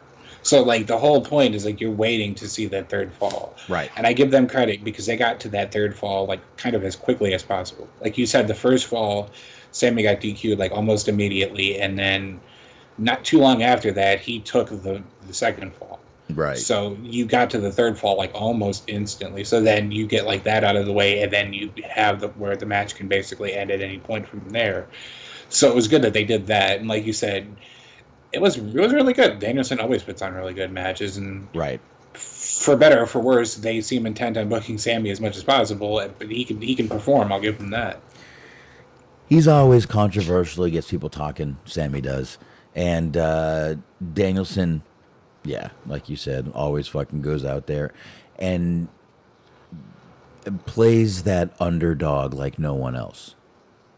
Mm-hmm. Which this match told that exact underdog story. You know, he was getting killed with his, a chair to his face and everything. Told the story as Daniel Bryan is a fucking master at doing. Just manipulating the audience to just fucking go right with him, whatever he does. We've seen Bryan do that for years. And they did announce at Full Gear they're going to be doing a 4-way for the Ring of Honor World title. So it's going to be Bryan Danielson, Chris Jericho, obviously, Sammy Guevara, and Claudio. Right. Oh, nice. What is downloading? Interesting. Nothing. All right. Anyway. Which we still have one more show left until that, because next Dynamite is going to be the Go Home show. Yes, it will. And they will be going home. So, all right. We got nothing else, do we? No, I think that about covers it. That was a decent episode of Dynamite tonight. Not bad at all. Like I said, a lot of talking on the show tonight. But I still think it was a good show. That main event made up for a lot of the fucking talking on the show. So I mean, it was similar to last week, because like last week there was a lot of talking, and then like the sort of standout match was that triple threat match for the All Atlantic title. Yeah. So you have like the last two shows, they've had a lot of talking, and then there's been one really good match to sort of kind of round things out. Now you're getting that kind of bookend show with a great first match, great last match, and not filler in between, but it's still good content, but it's still just not, banger matches the whole way through. It was kind of funny, though, when Guevara threw that chair. Taz was like, well, I know how that feels like. I know what that feels like. Yeah. He knows what it's like to take it and do it both. Mm-hmm. So, all right, folks. I think we can go ahead and get this bad boy wrapped up. I think we're ready to fucking get on out of here. Before we go, Smark, there's somewhere else and another day of the week they can find you, sir. But of course, Mondays, 8:30 p.m., Mixler.com, metal-mit-podcast-network is where you want to go. Cheese on Sports, you can listen to it on the archives as well. It's myself, Cheese Man, G Wiz, Luke Birch. We got Mojo there. We got just the whole crew is in the house. We're talking NFL. And listen to me just brag about how great Justin Fields is. We're going to be doing that for just years to come. We got the NBA, we got the NHL, we got UFC. So if you want to hear about men playing with balls or rolling on top of each other in the UFC case, you can check us out. Okay, so check out Smark on the Gay Porn Show. And that's right, the Gay Porn Podcast. I'm joking. Next week's episode, we're going to be talking about Ricochet and Seth Rollins' custom videos.